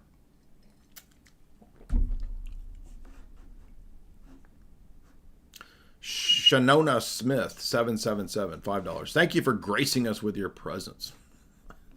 Your content is exquisite. I can't tell if I'm being actually complimented or being subtly negged with sarcasm, but it's okay either way because you're a pay piggy now. Anonymous, $7.03. Have you kept up with tiny mustache men followers in Australia? No, never even heard of it. These high school people are throwing up certain salutes, denying certain events, and getting state-mandated de-radicalization friends. So that's crazy. So the socialist state will mandate that you get a de-radicalization friend. That gives new meaning to friend zone, right? This program is already going. The boomers there agree with a lot, except for NZ tiny mustache men stuff. I don't know what you mean by the boomers agree with it. Western movie, I haven't heard of that. Western movie kid, LOL, $20. From a former Iron Curtain country, influenced by Western ideas and the society that they portrayed, my parents raised me in the American lifestyle, which caused me to have issues of pride, loneliness, lack of real friendships until my 20s, late 20s, becoming Orthodox. Interesting. Yeah, I mean, one of the downsides of this attitude that the guy in the clip even mentioned was the rugged individualist obsession can create very powerful entrepreneurs and musician, poet type writer people, like, I don't know, Thoreau or something, which I don't care for. But the downside is, like, there's a trade-off. You know, you pay with a lack of real social connection, I suppose. So that would make sense. ID Bro, $10. Did you see the 7-minute video where a schizo Protestant berates Father Hears in Greece? It is pretty funny. The video name is Christianity Debate, Who is a Real Man of God? Isus ye Gospod. No, that sounds terrible, though. I've had about enough. I don't know if I could stand much more Protestant weirdness this week. I mean, we've already done the megachurch streams. I got to take a break from just Protestant crazy weirdos. But people can check out that video. H. Brazzi, $10.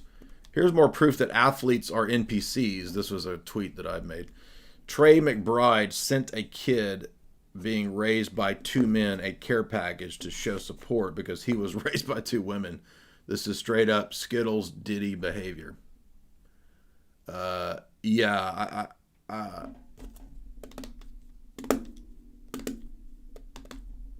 My comment was, it's odd that the TRANZ agenda seemed to be so prevalent and successful in the realm of sports, whether it's high school, Olympics, frickin' jousting. I mean, it's like there's TRANZ everywhere. And how is this so successful in the sports world?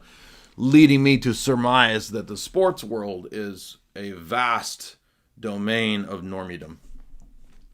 Doomslayer, $5. Great stream, keep it up. Well, thanks, man. Appreciate that. Niriari, $1. I'm joking, man. Life to you. Oh, wait. Niriari, $1. On the last stream, you wish me to be poor. So everyone does not want me to be die by fire, die by fire. I don't know if you mean my playing of the preacher video, die by fire, or if me saying have fun staying poor because you diss Bitcoin. I don't know which one you're referring to. Let's see. HFSP is what Bitcoiners say to people who are still hating on Bitcoin. Fine. Have fun being poor. That is what you're after. Go for it. No one is stopping you. No one is forcing you to buy Bitcoin. All right. Next up, after education and fake money,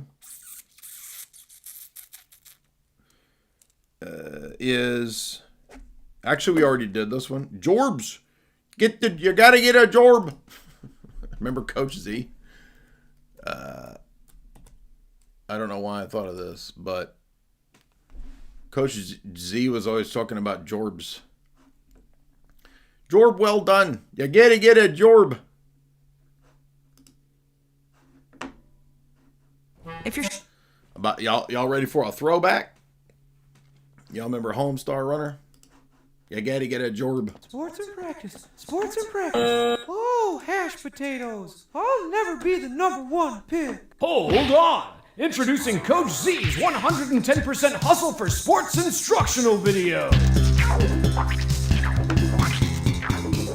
Hi, I'm Coach Z, and the makers of this commercial have asked me to speak in a more toned down voice. As coach of world champion hustlers and tryharders, I've cram-packed these 19 VHS cassette tapes with all the secrets to step-by-step sports instructional videos. Hustle for sports. You gotta get a Jorb. I want to hear him say Jorb. Homestar Runner, you just won the sports. How you did that? Well, we just bought away game, you know.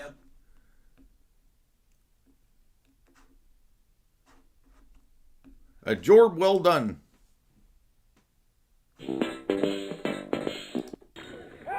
Here, boys, pick it in.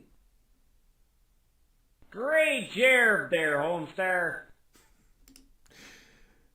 You gotta get a Jorb. This is one that the boomers love to say. Go get a Jorb. Well, as we said, jobs are not had the way they were had in the day, in the good old days.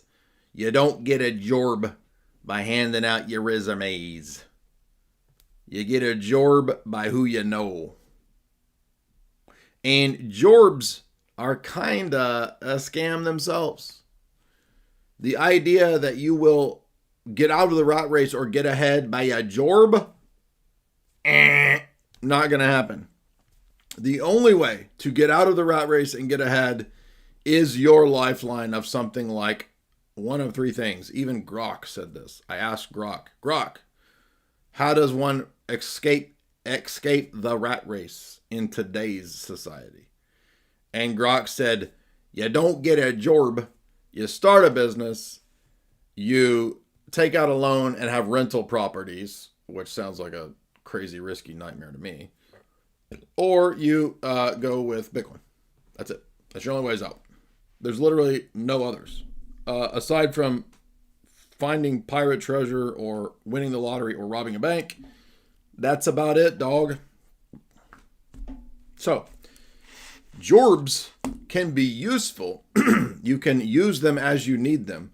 Do not see a Jorb as your way out unless you have a really good one, unless you really love it. But for most people, it's a means to an end. It is not your life. It is not going to get you to your dreams. If your dream is to be financially independent and to have the free time to do what you want, you're going to have to be your own boss. So you're going to have to figure out the ways to be your own boss. And why do I say this is one of the biggest lies and scams out there? Because most people are not taught or told or do not think about being their own bosses or starting their own business. Most people think about working for someone else, trying to climb up the ladder of some corporate nonsense, and they end up a slave to a Jorb. And the Jorb is not a tool that works for you. You're the slave to the Jorb.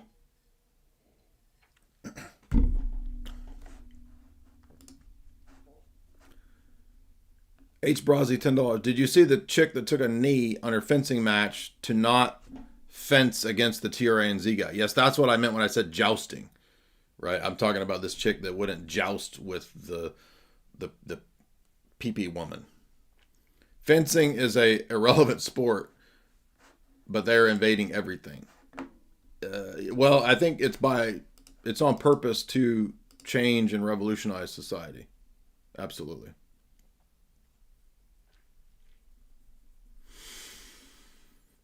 Now, again, there are people who are exceptions to these ideas. Perhaps you have been offered a really great job at your dad's company. Perhaps you are inheriting a business. Perhaps you are in a situation where you're about to actually work your way up some corporate ladder, and it's, in your case, beneficial for you.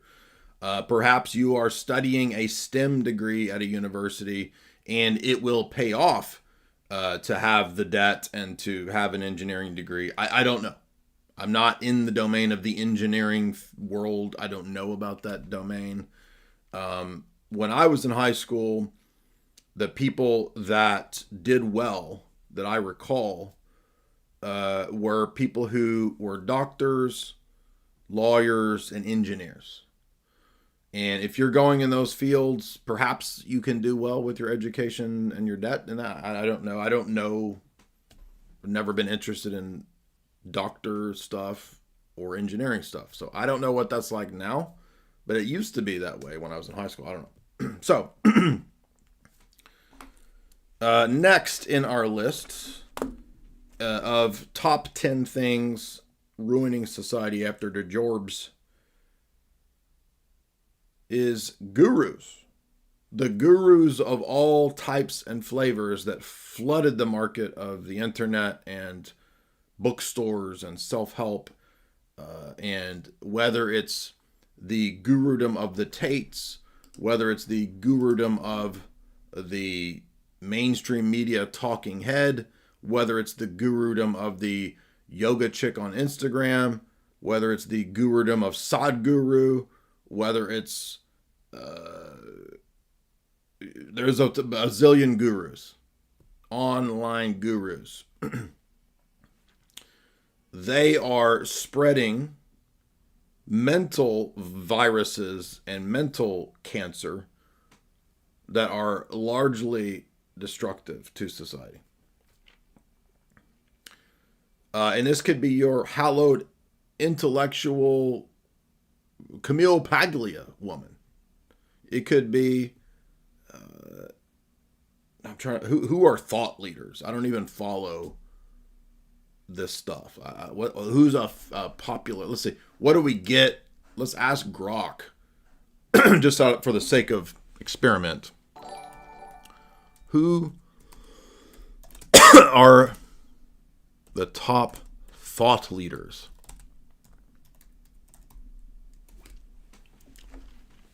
I wonder what Grok will say.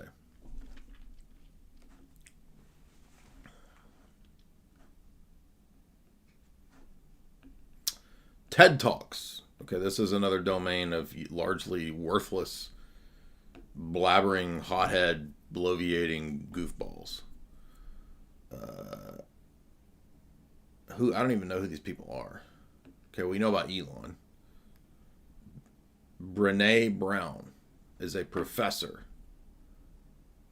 Adam Grant, a psychologist. Never heard of these people. Gary V. I've heard that name. A marketing entrepreneur guru. Seth Godin, marketing guru. Vitalik, the guru of Ethereum. Andreas Antonopoulos, he's okay. He's a Bitcoin advocate. Who are some top gurus? It'll probably list me a bunch of damn unpronounceable Hindu names. Deepak Chopra. Oh yeah, here's a classic. Just total goober, fraudulent New Age nonsense, right? Eckhart Tolle, yet another bunch of goober nonsense guru. Tony Robbins, self-help guru. By the way, we can include mega church pastors under the guru list. Absolutely. Absolutely. So Gary V comes up yet again. I don't know who that is. In fitness and in health, Joe Rogan. I guess technically Joe Rogan could count as a guru. Experts like David Goggins, former Navy SEAL. I tell you what, I have to say, a lot of these like former Navy SEAL type military podcaster types, they're usually insufferable. Sam Hyde had a good clip on these extreme military podcast type people, Jocko Willdick or whatever his name is. Gurus are a annoying bunch of nonsense that we have to tolerate, I guess. But I do think that the gurus are spreading a lot of nonsense. I mean, some perhaps have some good ideas and good points here and there, but for the most part, the leading thought leader gurus and megachurch pastors, like, it's almost all garbage, dude. And how do these people have, I don't understand how these people have millions and millions and millions of followers. I mean, I guess people are just dumb. I don't know what the answer is. James, $5. Jay, man, how would I improve my humor and comedic thinking? That's a tough question because, it's probably maybe like music. There's probably got to be some degree of natural talent, but natural talent also has to be fostered, practiced, and honed in on. So I would say if you want to improve your comedic talent, kind of depends on what kind of thing you're wanting to do, right? Like, I'm not very experienced in stand-up. I've done stand-up maybe 10 times in my life. If you want to hone in on that, I would study and pay attention to the ways that popular, funny stand-ups do it. I would say watch a lot of Dave Chappelle stand-up. He's funny. To be honest with you, I'm not a huge fan of stand-up. I like stand-ups, but stand-up itself, I much rather would see, improv, sketch comedy over just straight-up stand-up. But I do appreciate some of the stand-ups. There are funny stand-ups for sure. Also, it just kind of depends on your type of humor, too. Like, there's different types of comedy. There's wacky, silly stuff. That's typically what I prefer. Absurdist, goofy, abstract type stuff. That's what I really like, as you guys can probably guess. But there's also impressionists. There's writing sketch comedy. There's writing Sam Hyde style stuff that we do. It's a tough question. I would say, for me, I like to watch sketch comedy shows that I think are really good and smart, and not rip it off, but like think about how those sketches are structured. I like Flight of the Conchords a lot. I've watched that series through many times. Right now, Jamie and I have been watching Parks and Rec because I think that the writing is really good from a comedy perspective. I don't necessarily like every one of the people in it, nor do I think the characters are all funny. But some of the characters are really funny, and the writing is really good. So I would look at what dimensions and elements that you're interested in. James, $2. I act retorted, and sometimes it works. Sounds like you're like me. One of the toughest things is reading the room. Because, let's say, for example, I wanted to do stand-up. What would work at one of my events for our audience, I don't think it would work in like a normie audience. It would just be like, you know what I mean? It wouldn't make sense. One thing that does have a lot of overlap, though, is impressions. So I could probably get away with a lot of the impressions for a normie audience if I did impersonations of people that normies recommend or recognize. But, the style of stuff of what I do or what we do is unique. It appeals to a certain demographic and niche.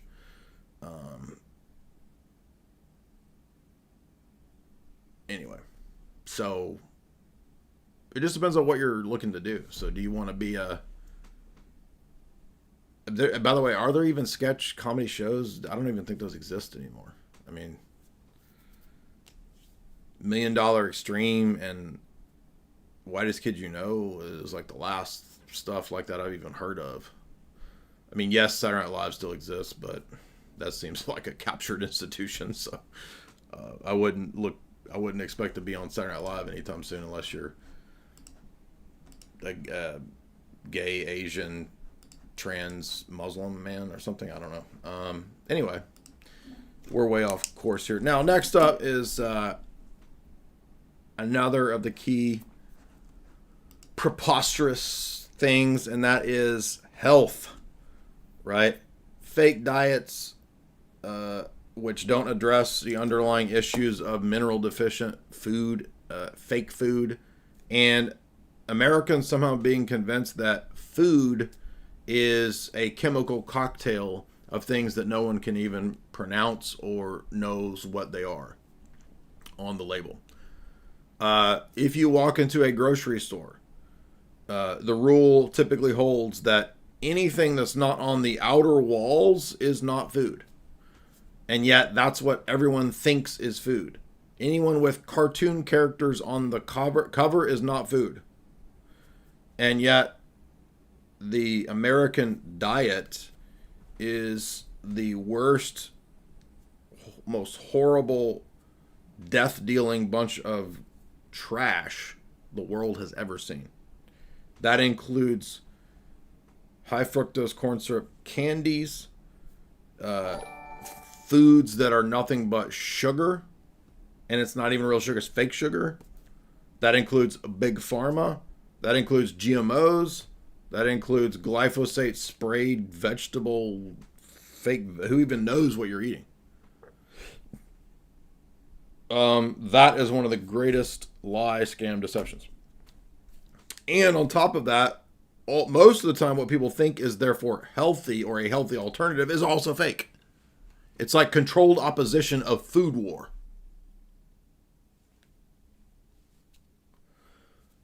The last few, number 8 is liberalism. And that encompasses everything from a anti-human ideology that humans are killing the planet. We need to enact climate laws, carbon taxes, DEI, green agenda, all of that, all the way over to embracing Islam for the West, because the left and Islam are united, absolutely, which is an old socialist plan. The Fabian socialists said that the left and Islam would unite to destroy the existing Western civilization structure to integrate it into the future New World Order. So socialism, anti-human ideology, Islam, rampant monopoly consumerist capitalism based around usury and debt, and consumerism are all aspects of liberalism, as well as ideological, philosophical liberalism, aka relativism and subjectivism. All of those are major lie, scam, deceptions, destroying society.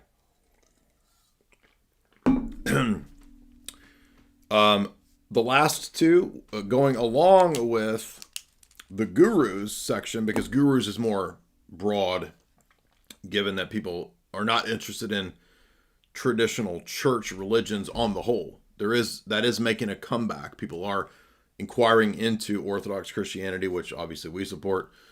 Unfortunately, some people do think that they're going to find traditional religion in versions of classical Protestantism and traditional Catholicism. There is a resurgence in that for sure in the last few years. However, the dominant ideologies out there for the normies are pioneered by the idiocy of the gurus, and number 9, the heresies, the proliferation of wild, insane, Protestant, papal, New Age, sectarian heresies. Fake churches, fake denominations, ecumenism,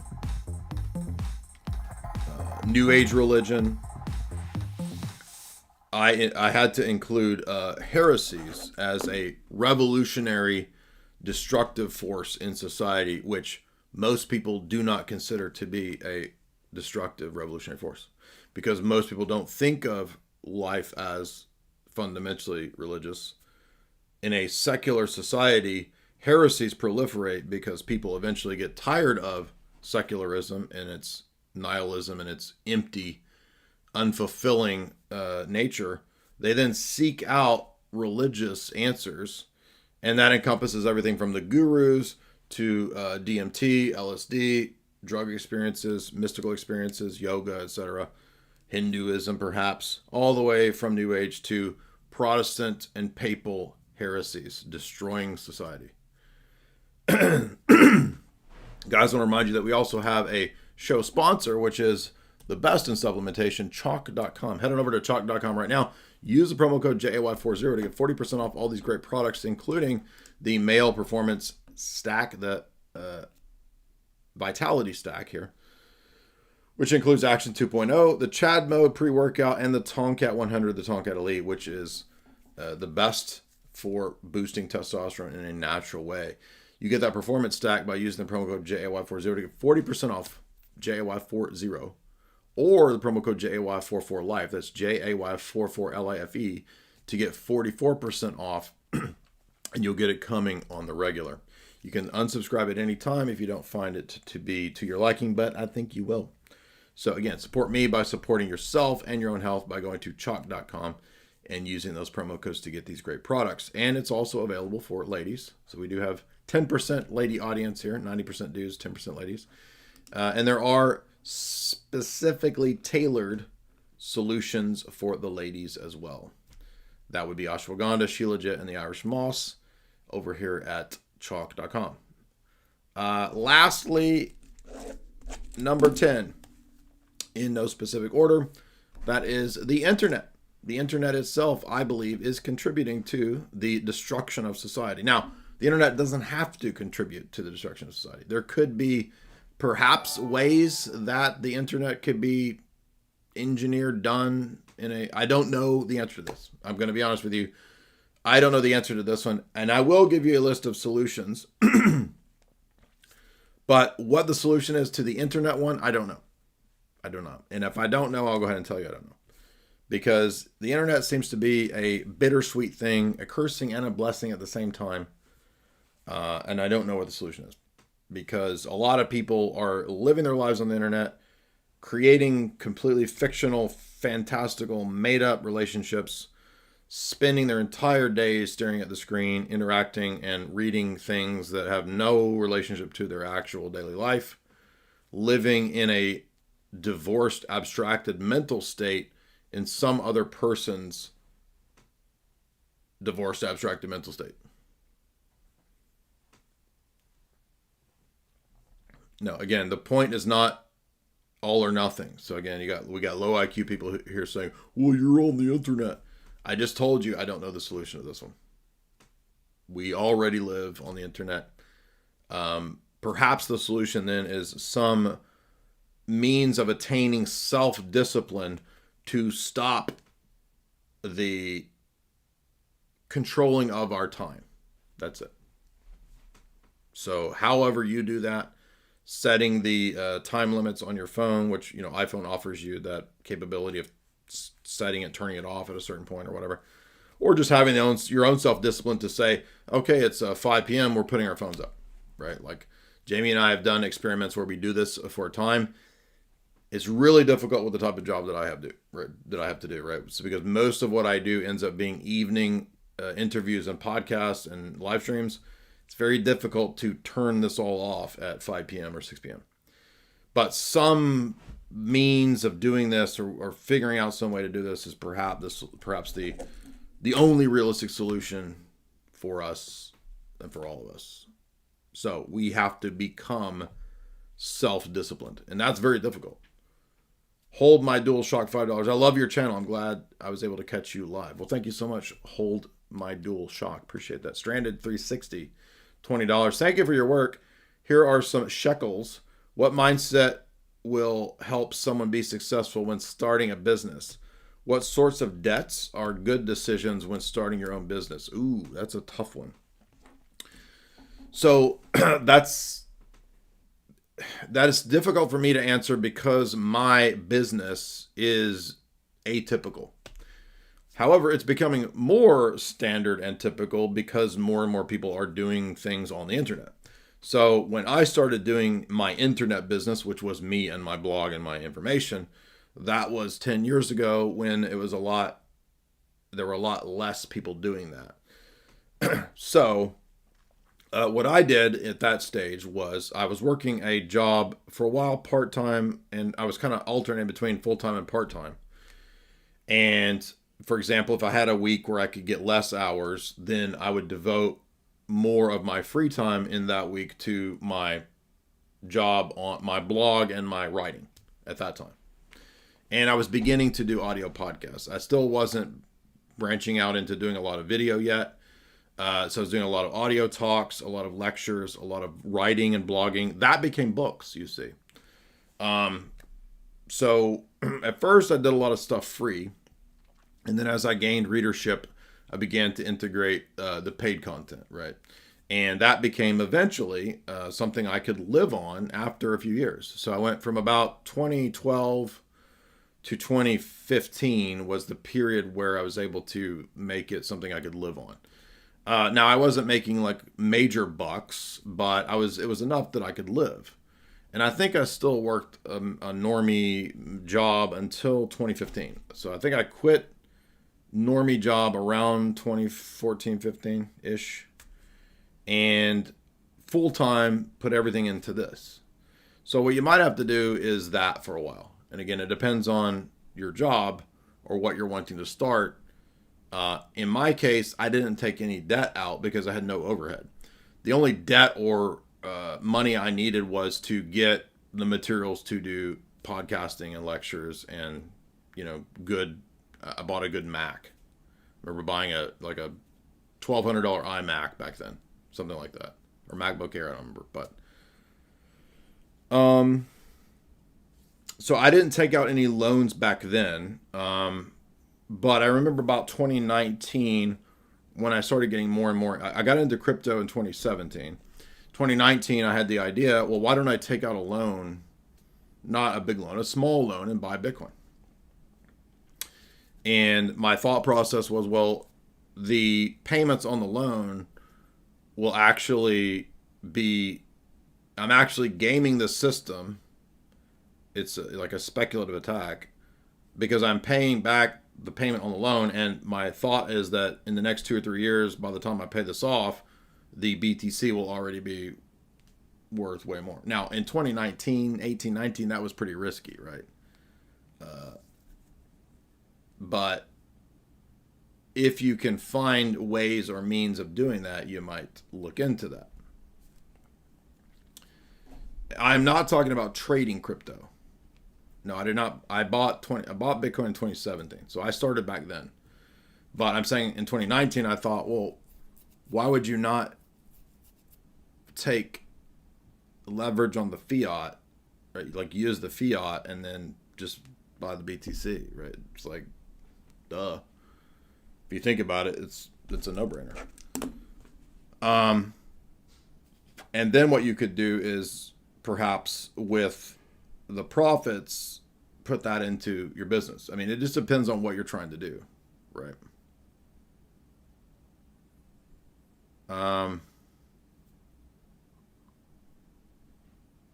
Am I convinced that Bitcoin is not a scam? Just go watch my videos on Bitcoin, dude. I'm not gonna get mad at you, but I'm not even gonna answer it.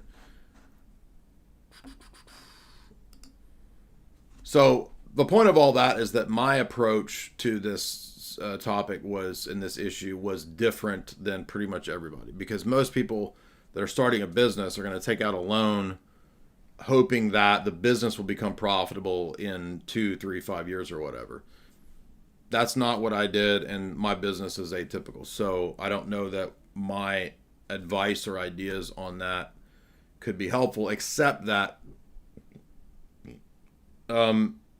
if you can do it, well, it just depends on whether you have a brick and mortar business or an internet business. Because if you have an internet business, you don't have to have open hours that will take away from another job that you work. If you have a job that you have to go to a place and work, then you're going to have to devote your off time to the job the business that you want to start. So you have to figure out how to balance that. Jordan Johnson, $5. How did you quit cigarettes? I vaped, and then I got pneumonia, and then I decided I would not do it like that anymore. So pneumonia helped a lot. And then I chewed the gum for a month or two, and then I was done. So, and I never wanted cigarettes ever again. I mean, if you really want to quit smoking, try to get pneumonia. Because you'll never want to smoke again if you get pneumonia. Anyway, so I know that may not be the most helpful advice business-wise, but it just depends on the kind of business that you're starting. What mindset would help somebody be successful? Understand that if you want to be successful in your own business, you are going to be working way more than if you work for someone else. Once you're your own boss, you will be working from the time that you wake up until the time that you go to sleep.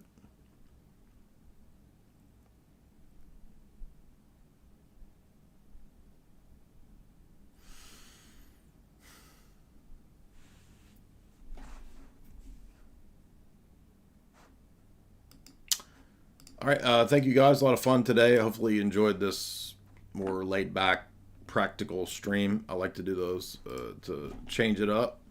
If you would hit like and share, and if you want to get interested, or if you're interested in starting in Bitcoin, there is a link in the show description to Swan Bitcoin. Swan is a Bitcoin only purchasing mechanism. It's not a exchange. You don't trade. You simply buy and transfer your Bitcoin. That's it. That's all they do. So you can get started with Swan Bitcoin with my referral there if you want to. I do not recommend that the average normie person be involved in trading crypto. I believe in simply buying and just sitting on Bitcoin. That's it. So if you want to trade the coins and get into all that, that's your business. You can do what you want. Anyway, otherwise, everybody have a good night, and I will see you soon.